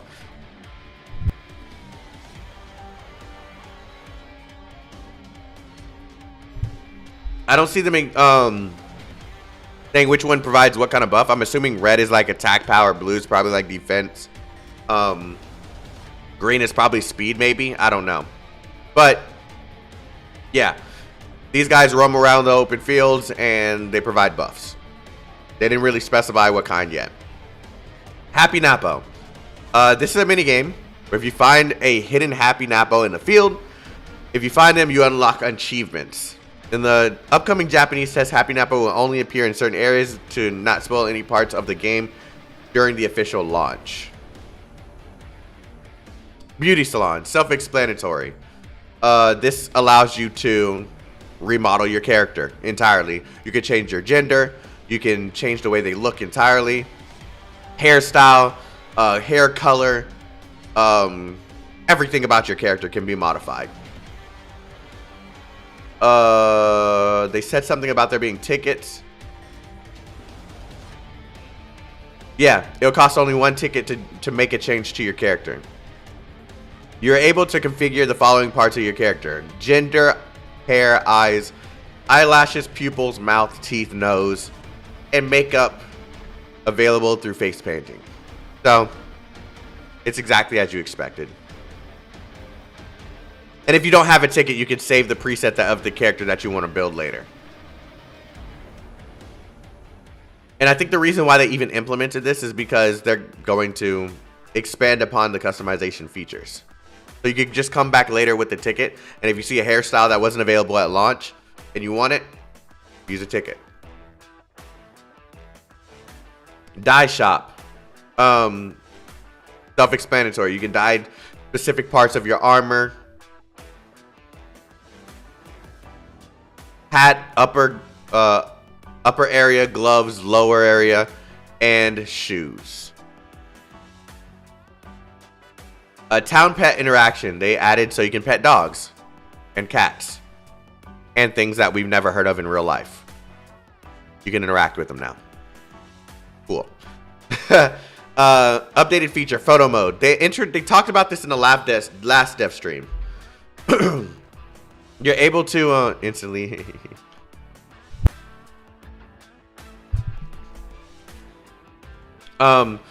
pretty much you're able to make poses and freeze the animation and take a picture of it. It's your everything you expect a photo mode to be, it's pretty much here. They've shown various different forms of this thing, and I think it's really cool that they have a photo mode because thumbnail central for content creators. Easy. Theater mode, so that you can go back and see cutscenes that you have previously seen, and the characters will also replicate how you look now, not how you looked during the time of your of seeing the cutscene. Let me make sure I got that part right. In your current outfit, yeah. Okay. Plug equip. This is the thing that people were worried about is purchasable. I don't think you can purchase plugs. It doesn't explain it that way. It explains it as if you're able to transfer. You buy plug transfers. But yeah, pretty much the way I'm gonna just read it. I'm not gonna say what I think. I'm gonna say how it's summarized. Previously, we use insert echoes in battle. Yeah, those things in our weapons. The developers have decided to change it from echoes to plug equips. As a result, you will now be putting plug equips into your weapon slots. Weapons only have a maximum ability of having 4 slots. Therefore, only 4 plug equips can be attached. If you want to move a plug, there we go. If this is the explanation I needed. If you want to move your plug equip plug, you will need a special ticket which will allow you to transfer. To obtain the transfer ticket, you will need to use real money. There we go. It's not pay to win. This specific part. It's just to transfer your shit. It sucks for people that put your shit into the wrong slot, but that's a whole different discussion. But it's not buying a plug. It's not buying a plug that has a certain amount of power and equipping it to your shit.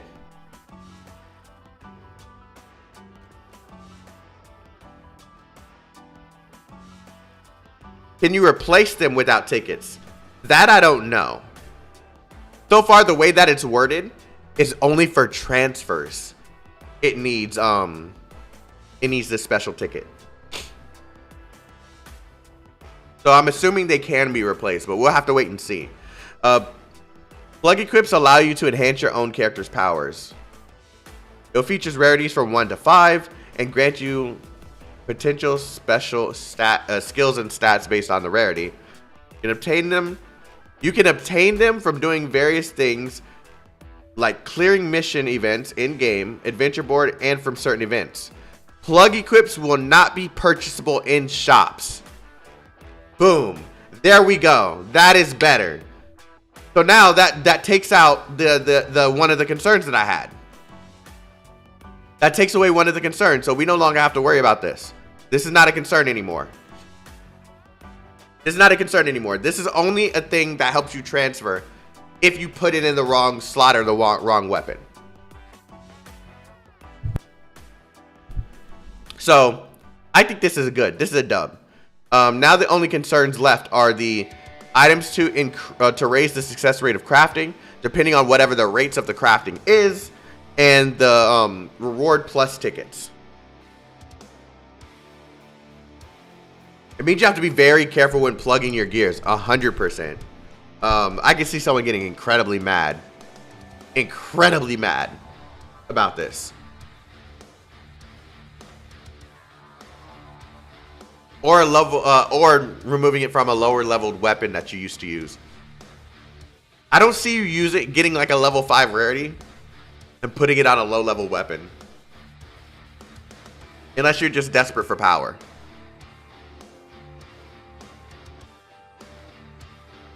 Cool. One of the concerns have been addressed. That's great. That's great. Okay. Teams, guild. Now, this is the thing that me and Arma are going to be preparing. Guys, we will be, if guilds work the way that we assume they will, you can expect a Chaotic Legion guild. If you guys want to be a part of that, you can join the Discord. You know what I'm saying? Arma will be running the guild as usual.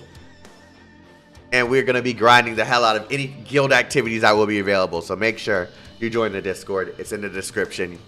Yeah. The team/guild feature allows you to create a group with your friends. A character will only be allowed to be a part of one team at a time. As the players in your team continue to play the game, the level of your team will rise, which will increase the amount of players you can invite in each rank by +5. Oh, okay. So there's an initial amount of people that can join. And then when you increase the level of your team, plus for every level is an additional 5 people. Additional features to improve teams will be implemented in the future, such as revoking membership due to inactivity. Good, they're literally going to have a button to revoke membership if they're inactive. That's great. Hold on 1 second.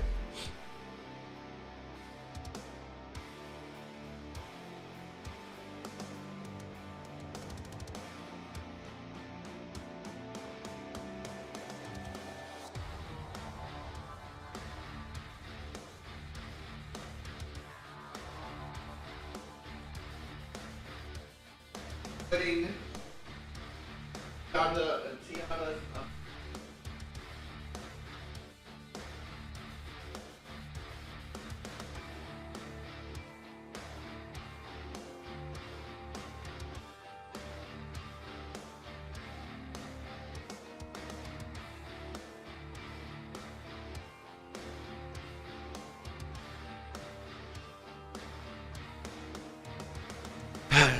Sorry, I meant removing a plug like from a lower level weapon, specifically when newer, better weapons come. Oh, yeah. Okay, that makes sense. That makes sense. Okay. Guild level up, increase slot. Easy. Yeah, that's exactly what it is. Arma for president.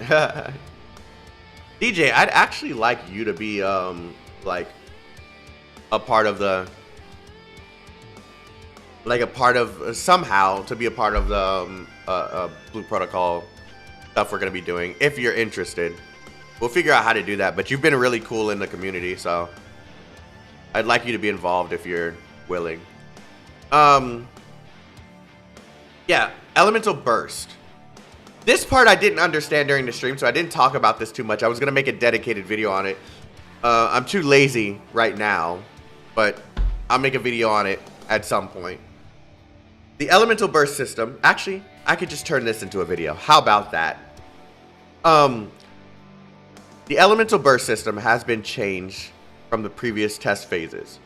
Now the elemental stacks will be displayed on the enemies so that you can see it a lot easier through the elemental gauge. When the gauge fills up to a maximum level, it will glow a blue color and the Elemental Burst level 3 effect will trigger.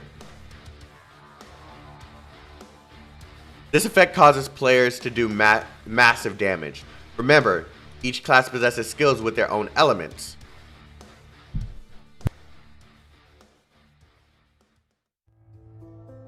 If I am understanding this correctly,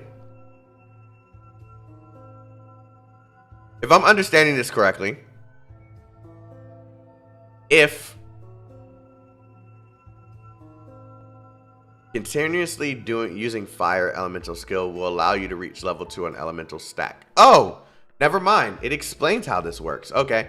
There are 6 elements which inflict ailment effects based on the element you cast. So we focus on only using fire or only using dark. It will put that elemental trigger onto the enemy, I guess. Depending on the skill that your character uses, your character will inflict an ailment effect to the enemy with the element that you are specialized in. This creates an elemental stack at level 1 through 2. Casting spells or skills of the same element will increase the strength of the element. Oh, that's cool as fuck. And add more stacks. Example, continuously using a fire element skill will allow you to reach level 2 elemental stacks with the fire element. Now the elemental stacks are as follows. Fire is a burn damage over time effect. Ice is a slow effect. Oh, this is going to be so cool. This is going to be so cool. Thunder is paralysis chance effect. Won't happen very often.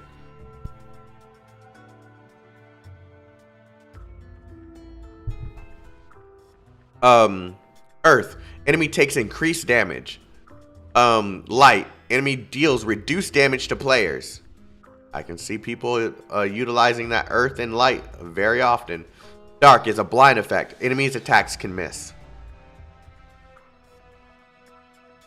These are all elements currently available in the game along with their status effects. Keep in mind, these are only level 1 and 2 status effects. At level 3, there'll be an even stronger elemental burst, which will upgrade the effect. And then there we go. There's the elemental burst. So let's talk about the elemental burst system. So this is pretty much at level 3. The elemental burst system expands once you reach level 3. Each element effect that your element inflicted will be Each element effect that your element inflicted will be upgraded with a new modifier which increases the strength of the particular element.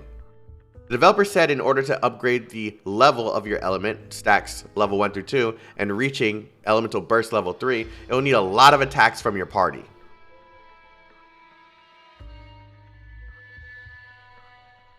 I can see how this could be an issue now. I'm thinking about it. Not in a bad way. This is like a team coordination like thing. If your team all has different elements, you're not going to be doing shit. But if your team is focused on, let's say, light, you'll be able to get that effect much quicker. So you're going to have to coordinate with your parties, which you're going to have to coordinate with your party which elements are going to be best for the mission. That is cool as fuck. Without elemental burst, missions will be very difficult. Yeah. Burst refers to during the time that the elemental burst level 3 effect is activating. Burst finishers refer to a certain time period passes upon being inside the elemental burst level 3. All elemental burst level 3 effects will apply damage during the burst finish stage. Honestly, I think the coordination isn't a bad thing. It's a neat feature for sure. Yeah, 100%. The coordinating with your teams is kind of what makes MMOs so dope. The teamwork, the fun with your friends, I guess, and just being able to coordinate in that kind of way just makes this so good. So elemental burst effects level 3, which is the max level, right? So fire, great damage burst finish, knock down once during burst. Ice, damage. So ice just inflicts damage during the burst finish, but it has a freeze effect during the burst. The finisher for lightning, the finisher for all of them is just damage, but it's their during burst that makes this useful. So I'm only going to talk about the during burst. Thunder, knock down once during burst, and 100% paralysis effect during a burst finisher. Wait, so it does 2 burst finishers? Earth, freeze effect during burst. Light, knock down once during burst. AoE health regeneration buff for players near the enemy. Burst finisher. Once again, light sounds fucking useful. Dark, knock down once during burst. And a lifesteal. Dark sounds good too. What the hell? Example, reach level 3 dark element. The elemental burst level 3 effect activates. Enemy knockdown occurs. Burst finisher damage is inflicted to the enemy, and the lifesteal effect begins after a certain time period passes inside the level 3 elemental burst. This is fire.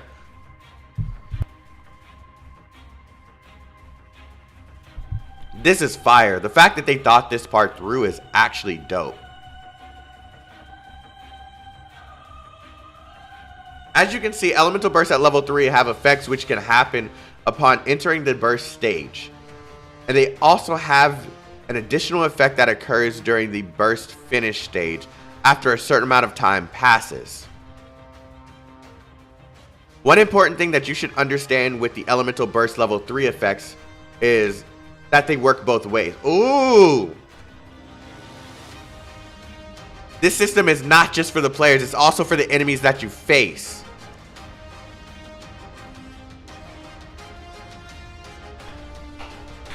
This is sick. This is sick.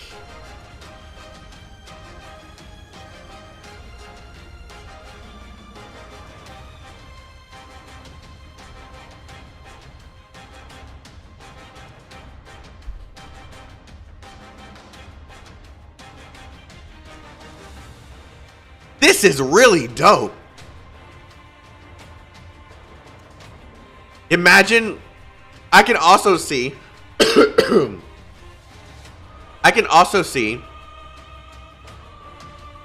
if you're fighting a dark enemy, dark probably doesn't do that much of an elemental burst effect on it. You probably only have to have like a, you can't use anything that's probably the same element probably. I can see them doing some sort of balancing here so that you don't just throw dark on top of a dark enemy and then it just, yeah, I can see them figuring out some way to balance this. But overall, this is sick. I'm gonna have to play with this.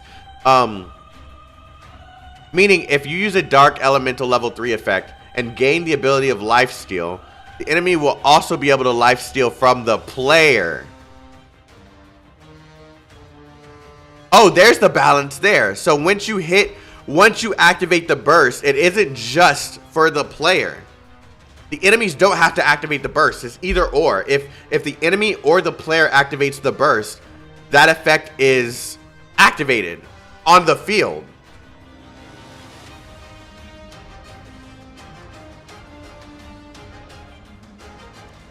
Oh, this is sick.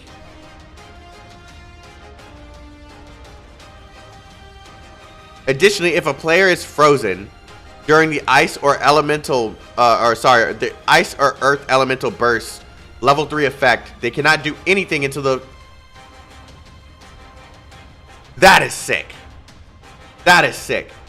Once you reach the burst finish, which occurs after a certain amount of time passes, you'll be able to hit your friends and break them out of the freeze. There's also another element effect that is not a part of the elements. It is known as the sleep element. If a player is inflicted with sleep, other players can interact with the sleeping player to wake them up. That is dope. Oh, this is a team game. This is a team game.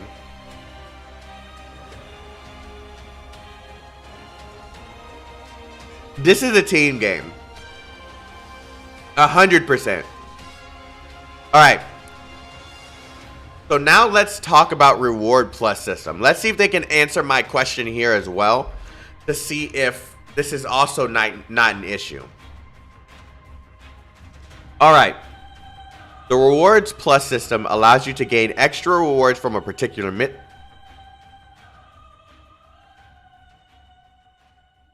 I already see something. From particular missions or dungeons. They might not be usable on all missions and all dungeons, just specific missions and dungeons. And I don't think this includes raids either. So I'm already seeing something that might be okay. This is designed for players who are typically more casual and cannot afford to play as much as the hardcore player is able to play. Since the system is very strong, they limited the amount of rewards plus tickets a user can have to 10.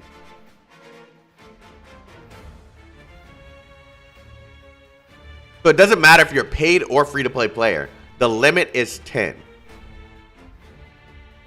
To obtain reward plus tickets, you are able to get them for free from certain events in the world. Oh! So you're essentially buying these tickets only if you don't want to grind for them. You can essentially grind for the same amount of tickets from just doing missions. You can earn one reward plus ticket for free each day. Okay, never mind. You can earn one per day. One per day. The tickets are naturally refreshed 3 times within a certain time period. The developers did not specify the time period, so it can mean certain login hours or throughout a number of days. Additionally, you are able to get them with real money purchases through the cash shop, but because the system is so powerful, they are limiting it in the shop too. So it will not appear often.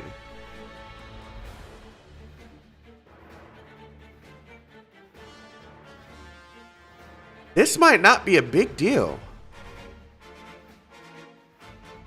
It sounds like they understand how powerful it is. We're going to have to wait and see. I'm not going to start forming a level of bias to where, oh, this isn't a big deal because... We're going to wait. We're going to wait.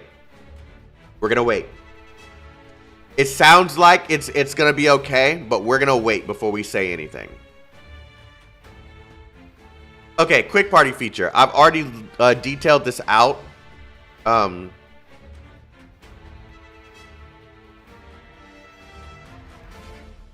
think I can honestly. I think I can live with this from the way it's worded. Yes, same. But I want it. I want to wait. I want to wait before we're like solidifying what we think. Right. New feature, quick party feature. Now I can explain this one. Pretty much, you enable this this button on the top right corner, and then it'll automatically party you with random people that also have the feature enabled. This is so that if you don't have friends to play with, or your friends are not online, you can still find a party for group content. It is the rewards and drops will be shared between all players in this system. Great. Forming parties. I also detailed this. The ways that you form parties in this game is direct invitations from players, a matching system for dungeon missions and dungeons, quick party system, form parties with members in your vicinity, which is convenient for questing, share drops and rewards, or recruitment list system. Why do I feel like the quick party system is gonna be toxic as fuck? Recruitment list system. Okay. I had started this video because I know it's important to show how this works. I'm going to read this out. The recruitment list system allows you to search for other players to join your party. You can have people automatically join your party from the menu. When you create a party finder, you can select which criteria you are searching for and include the custom comments about your task. For instance, you can add special tags from the list displaying that you're looking to form a party for a hardcore group. Another tag that you can add to specify that you're looking to do raids. So this is what that looks like.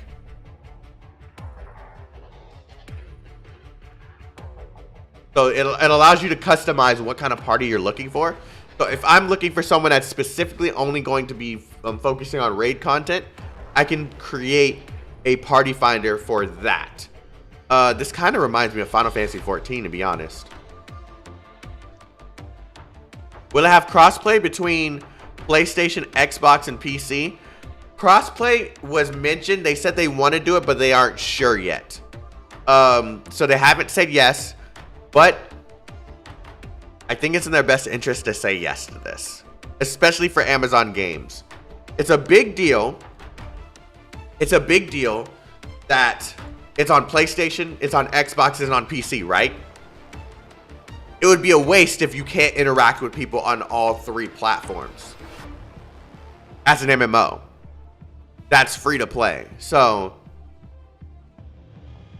I honestly see this happening. I just want to be able to play with my friends, and you'll get to hear my voice more. That would be great, Comey. You're Oh my god, I feel like you're gonna be playing off of what I said in the Discord very often. Oh, they said exactly what I said. This works very similarly to the Party Finder feature in Final Fantasy 14. They said the same thing. If it's not crossplay, that would be kind of bad for our community. Yeah, because there's gonna be people in our community that's gonna be playing on all three platforms. Playing on one of the three platforms. Let's say Comey's playing on PS5. Arma's playing on Xbox, and I'm playing on PC. If there's no crossplay, there's no way for us to interact and create like a massive guild, right? So, I'm hoping that this will be a crossplay game, so that we can interact with each other, create a nice guild, and just enjoy the game as a community. I'm gonna make my Theraflu real quick. Hold on.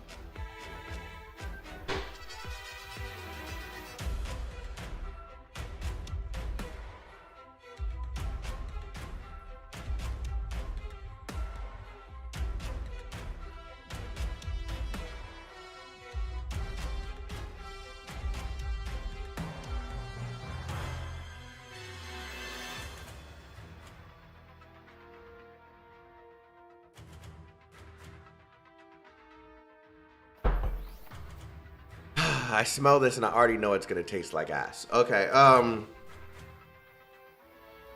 alright. New feature. Broken Tower. Now they showed this. This is pretty much I'm gonna turn off the music. I'm gonna just let you guys watch this because this is actually pretty cool. I can see this being a nice little bit of content. そうですね。死んだら終わりと言いつつ。おおやべああ裏打ちしたあと19秒ああでもななんかなだいぶ掃除できたもんな他はもう They only cut a small part of this. Okay, I'm gonna read this out and then we're gonna watch the whole thing. The Broken Tower is a newly introduced feature to Blue Protocol. It is a dungeon system that contains 20 floors, which you must clear in 20 minutes. Additionally, you only have 12 revives available. There are several difficulty versions, and developers are playing the first difficulty. So this is the easiest version. So let's go ahead. We're gonna watch the entirety of this. I actually find this really dope. And I can't wait to play this with people.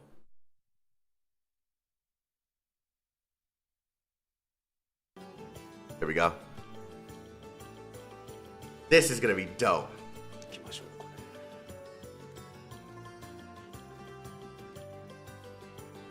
それぞれの階層で Don't they have SSDs, bro? それあ来てるはい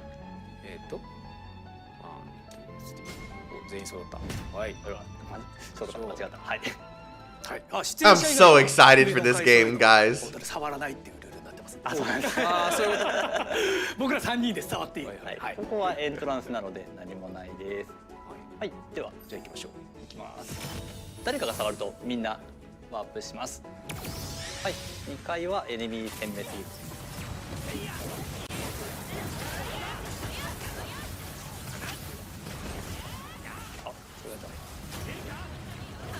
Like you can see that there's enemies on the outside that are chanting and shit.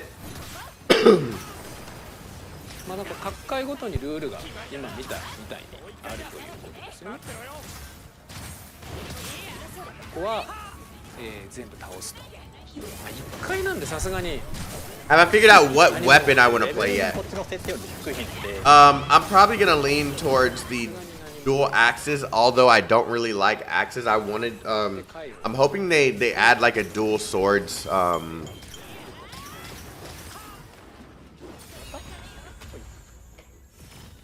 yeah. I'm hoping they add like a dual swords class or like a skin that turns it into dual swords, because I don't really like the dual axes.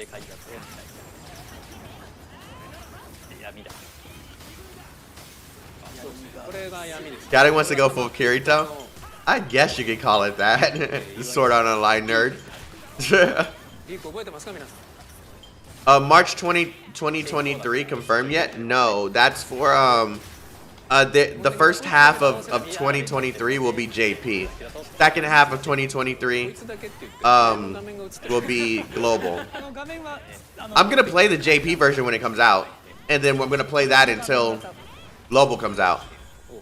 でクリアするとほぼ無視して誰かゴールに突っ込めば大丈夫。I don't mind regrinding everything either. 今度は殲滅ですね。で、ポケトラポケトラップとかがある。I don't know how I feel about the heavy smasher, bro. It's such a weird class.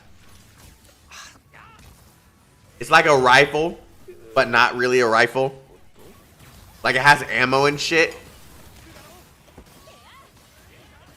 To be honest, if you can duel anything, sword is the go-to. At least duel daggers. I hope so. 時間制限もあるんで、目標クリアしたらゴールで誰か。I'm 100% playing the hammer gun thing. It looks super cool. Yeah, this is gonna be dope. They reinvent the hammer? Jesus Christ. What's wrong with dual axes? I just don't like dual axes. I personally am like I like swords and guns. So if they have a gunslinger in the game in the future, I'm switching to gunslinger. If they have scythes, I'm probably gonna play fucking scythes. Like there's certain weapon classes that I really would like to play. If I can do a sword and a gun, that'd be fire.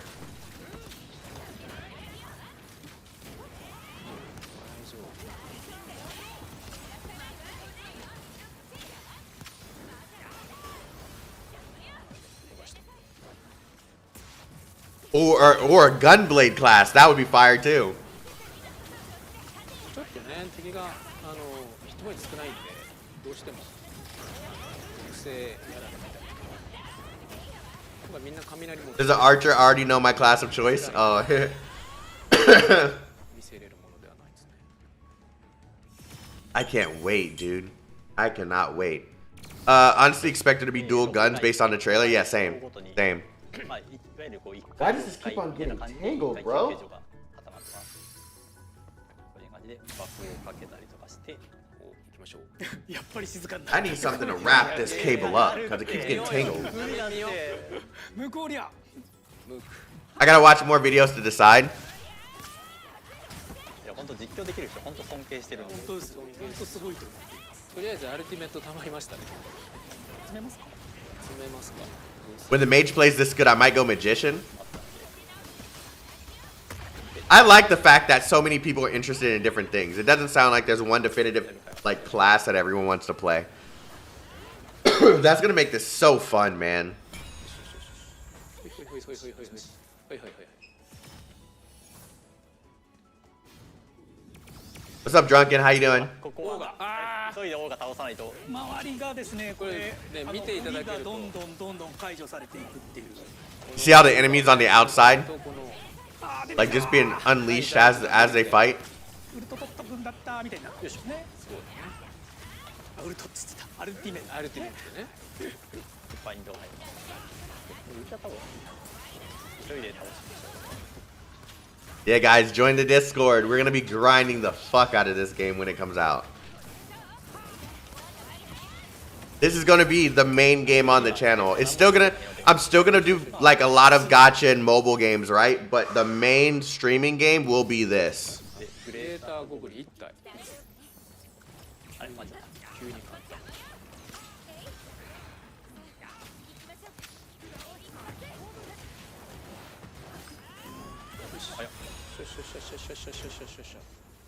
OK。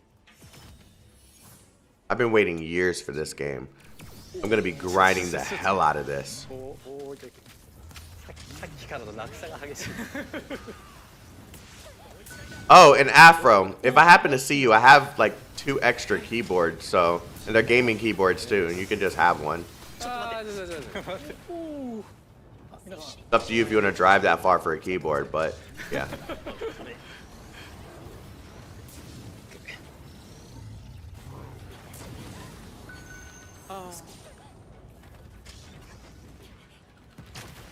I don't drive? Okay. I'll probably ship it to you then.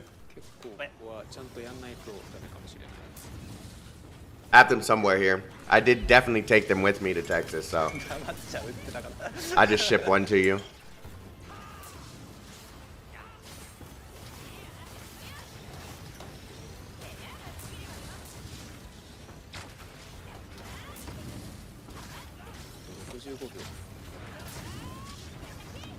I would love the fuck out of you. Hey, man, we all trying to save money these days, bro. I understand.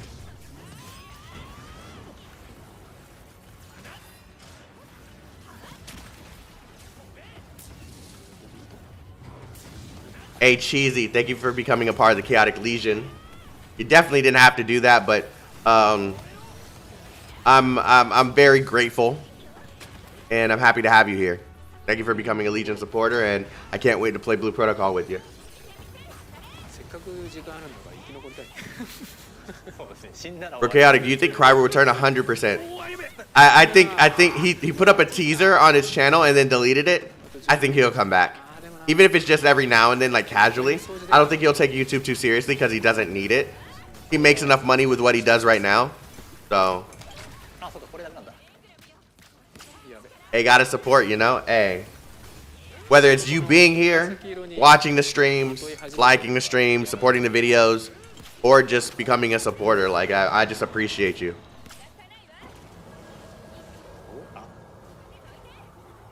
If this game releases sooner, I think it should win some awards. Let's not get too ahead of ourselves. There's still things that we don't know about. I'm excited just as much as everyone else is. But we gotta remain critical, but optimistic. We can't let the excitement blind us. It's almost here, but we still gotta make sure that they know what we like and don't like. And I'm hoping, speaking of Cry, I'm doing everything in my power to at least be able to get him in some of our parties. That would be so dope. Yeah, Cry is living his life, man. I know someone that knows him, and he's doing very well. He's doing very well. I'm hoping to at least be able to play games with him, because I've been a fan of him for years, and now that I'm here... Now, I hate that they stopped here, because it looks like they have like roguelike buffs. And I think they stopped here on purpose because they didn't mean to show this. So, if they do have roguelike buffs, that would be fire.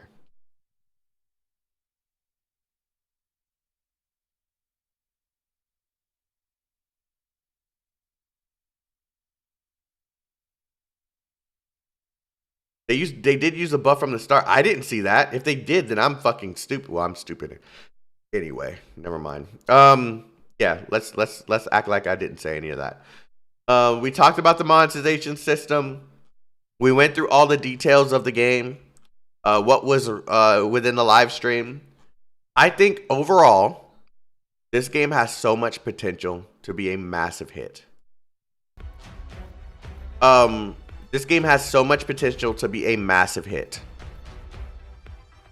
And the only way that they can make sure that this game becomes the massive hit that it has the potential of being is listening to the community. Mobile is shit. Hey man, we don't talk those words here. Mobile ain't shit, bro. There's a lot of great mobile games that you obviously haven't seen. So I'd chill a little bit, Michael. Just a little bit.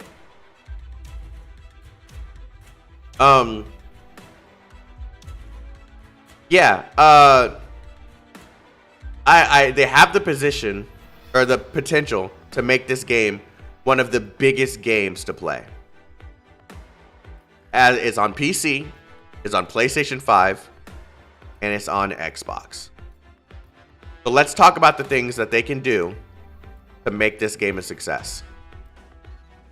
1, cross-play, cross-save. Make sure that at launch, cross-play and cross-save is available. I'm glad you, Michael, respect. You respect, okay? The fact that you answered that way, respect. I wasn't going to badger you about it. I was going to leave you alone after this. Respect.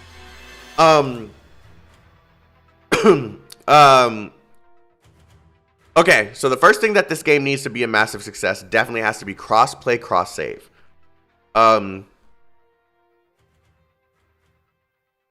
If it launches with cross-play, cross-save, you can expect everyone to be able to play and enjoy the game with their friends. And that's huge. Because it won't matter what platform you start on, you'll be able to still enjoy it with your friends that is on the other platforms. Cool. Genshin does have cross-save now, but the way that they do it is super jank. You have to literally if you already have an account on PlayStation, you have to contact them to get that account removed. It's really weird. But yeah, cross-play, cross-save. The next thing that it definitely has to have is they have to minimize the amount of pay to win. As much as I personally don't care, it's not about me. It's about the community entirely. It is okay to have like that small level of a cash shop and shit in there, right? But we want people not to feel like they have to buy anything. We want people to be able to just hop in and have fun. We'll get back to that in a moment. Actually, I think it's fair to, since we're sitting here talking about it. The pay to win aspects are, and these are depending on your definition of pay to win. There were a few concerns here. You can buy an item to raise the success rate of crafting. Now, this could be good or bad. It depends on the rates of crafting, right? If Amazon Games releases a version that doesn't have these items, but the rates are ass, and the JP version has the same rates, but you can purchase these items, then the version that has the ability to purchase these items is going to be the better version. Just plain fact, because I can see a lot of people quitting the game, just like a lot of people quit Genshin for artifacts, the same way. All right. Later on, Luck. I hope to see you in the future. Thank you for coming through. Have a wonderful day, and take care.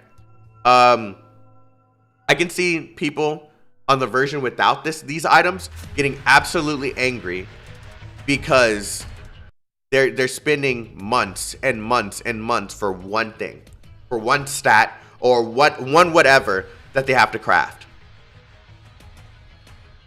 While the JP version might be able to just buy an item to help increase that rate. And then people will wish they didn't complain about that item. So I see both sides in the possibility. Later, Cheesy, thank you once again, and I'll see you again soon. They've already removed my concerns about this in the description of it, so this is fine. Experience buffs, I don't really see that as pay to win because of the fact that once you reach max level, it isn't going to fucking matter. And after the first, I guarantee you, the first month, most players are probably going to be balls deep in the game, max level, or at least close to it. All right, Epic, I'll see you later, bro. Have a good one. Reward plus tickets. This is another concern, but it depends on how it's handled. If you purchase okay, so there's a certain amount of these tickets that you can have. That's fine. You can earn these. That's fine. The problem is, how many of the paid players are going to be able to purchase? And what kind of stuff are you going to be able to get from these tickets? Is it going to... am I going to be able to get extra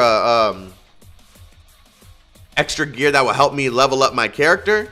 Or is it just going to give me money? If it's giving me stuff like money and extra gacha tickets and shit, that's fine. They can have people buy as many of these as possible. But if it's giving you stuff that's going to help you make your character stronger, then they might want to debuff this or something a little bit. Luno buffs, we don't know what that is. What's up? What's up? Season pass, that sounds completely fair because it sounds like it's just a bunch of cosmetic stuff. Gacha tickets, beauty salon tickets, all that stuff seems fine. And name change. So the only pay to win thing that's really of worry right now would be probably the item to increase your success rate of crafting and the rewards plus tickets. But still, there's no reason to be concerned just yet. We're going to wait and see how Amazon Games handles it and what these things actually do in detail. So yeah, the monetization has to be at a level where people don't feel like they have to purchase anything and they can just enjoy the game as a free-to-play player. And if they want to support the game, they can purchase shit, right? That's second. That's really important. 3. Give us some of the sickest looking gear. As much as people say this doesn't matter, it does. I don't care what anyone says. If we have cosmetics, free and paid, that look fantastic, money will come. Money will come to the game. No issue at all. We need you guys to make some of the dopest outfits, weapon skins, mounts, stamps, and the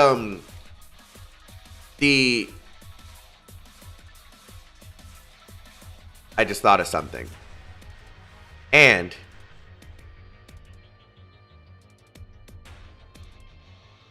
if you happen to ever make mounts like dragons and shit, other than just the wolves we've seen,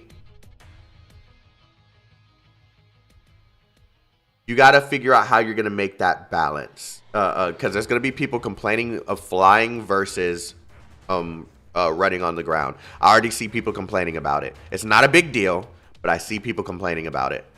So whether they're at the same speed but just in the air, or something. So I just see that being a complaint by some people. But I really hope they just make sure all this shit is dope. Everything.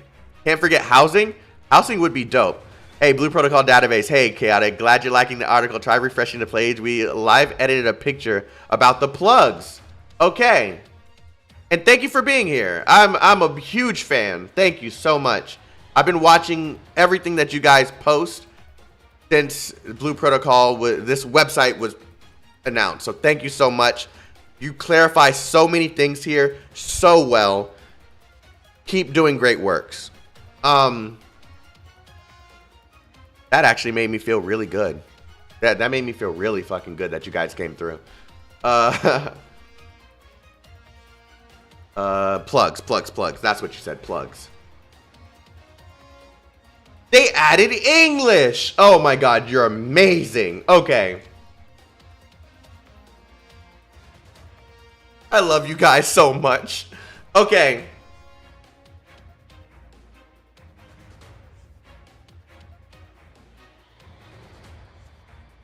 I love you guys so much. You guys are a godsend. Alright, so this is what the weapon shit looks like. Strength, endurance, dexterity, intelligence, mind, elemental attack 3. And the way, okay, standard versus great success. Oh, okay, additional, okay. I think I understand what's going on here. So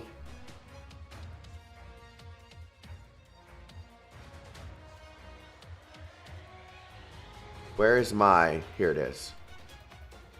That is so cool that you guys translated this.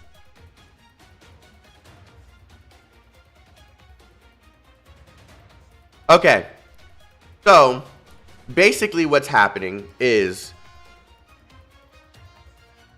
this where the special effect decided by lottery? So it's random what the special effect is going to be for this specific. Special effect, Ogre Killer. Effect value on great success, 11% to 13%. Effect value on success, 5% to 18%. Probability, 20%. So, oh guys, I think those tickets are gonna be important, bro.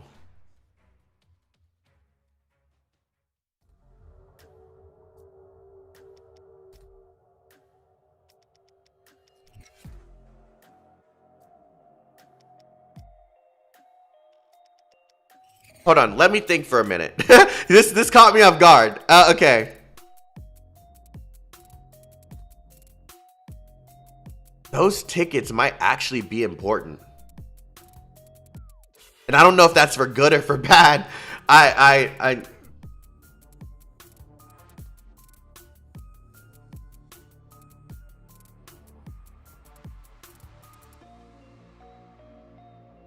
I'm gonna hold my opinions for this, because this is actually this kind of reevaluates what I think about the plugs. Well, this is only for transfer slots, so ultimately it still won't matter.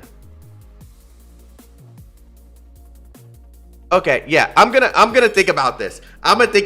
This is interesting because now we have items for to increase the success rate of crafting, and if the success rate of crafting has this much of a difference from 5 to 8% to 11 to 13%, then it's definitely gonna be fucking important to have these items, and then you're gonna need these transfer slots too.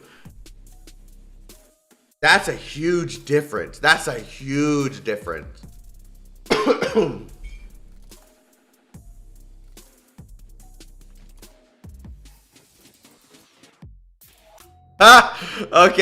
Okay. Yeah, I'm gonna think about this. I'm gonna talk with some content creators about this because I don't know how to feel right now. This caught me off guard. Big time.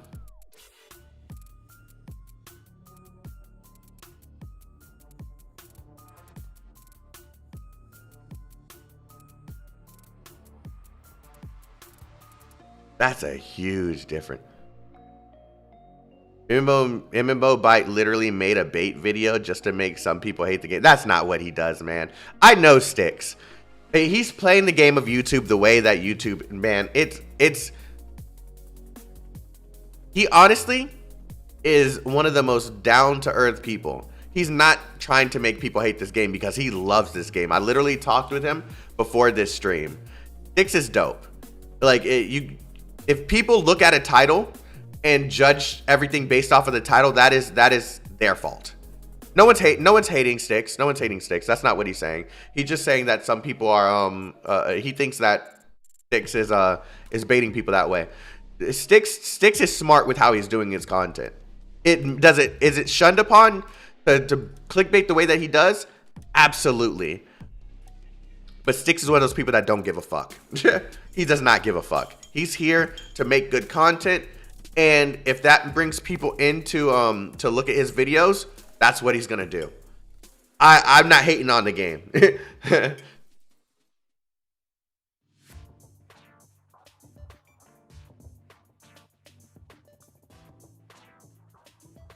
And ultimately, if you watch the video, he has great feedback too. What games am I grinding right now while waiting for Blue Protocol? I'm only Playing Arc Knights, like hardcore Arc Knights. Yeah, I have too many. It is too many. But the ones that I'm playing right now, Arc Knights, Archland, Path to Nowhere, and Honkai Impact. Those are the main games that I'm playing right now while I wait. So, and sorry, and Girls Frontline, it is not, the name is not coming to me. I don't know why. Casually on Nikkei, I let Nikkei play itself, bro. I don't know why, but I just got Neurocloud. Thank you. Nikkei, I just turn that on just to look at the girls, kind of, and I just kind of get off. Like, I play the game for the chicks, bro. Like, that's pretty much it. The story's good, but I play the game for the chicks. There's an announcement for a release date for Blue Protocol? Nah.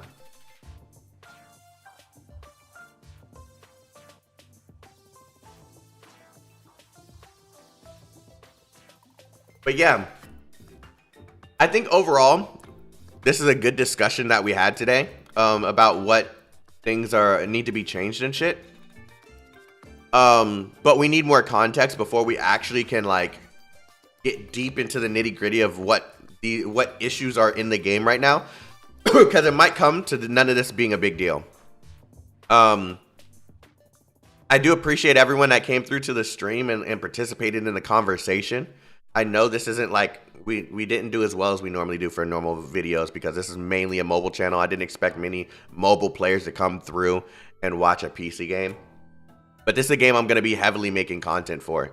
So if you're excited for Blue Protocol, hit the subscribe button, like the streams, support all the Blue Protocol content because it is a complete deviation from what my channel is.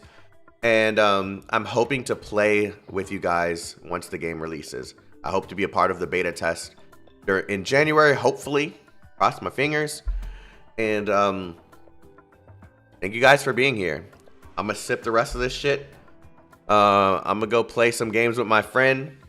We'll be rapid firing content during the network test. We'll be revamping the website design. Love the content Chaotic.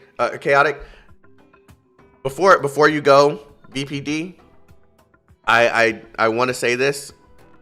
Thank you guys for everything that you guys are doing. All of your hard work is just from the translations during the live streams. Everything that you guys are doing here. This website. Who's making a fucking website to talk about a game and give details to players that aren't even in the fucking region? Like, this is great work. And I speak for everyone here when I say thank you so much for your hard work. And that means everybody on that team. I don't know everybody. I haven't spoken with you guys, but you guys are incredible. So, that's gonna wrap it up, guys. I think I've done a good job at staying, remaining as unbiased as possible, despite me being super excited for the game. And we're just gonna have to wait and see. We're gonna have to wait and see. And I'm gonna be grinding the fuck out of this when it comes out. Have a wonderful day, guys. Stay healthy. Stay safe. It's time to go go get me some sleepy buys. Later, guys.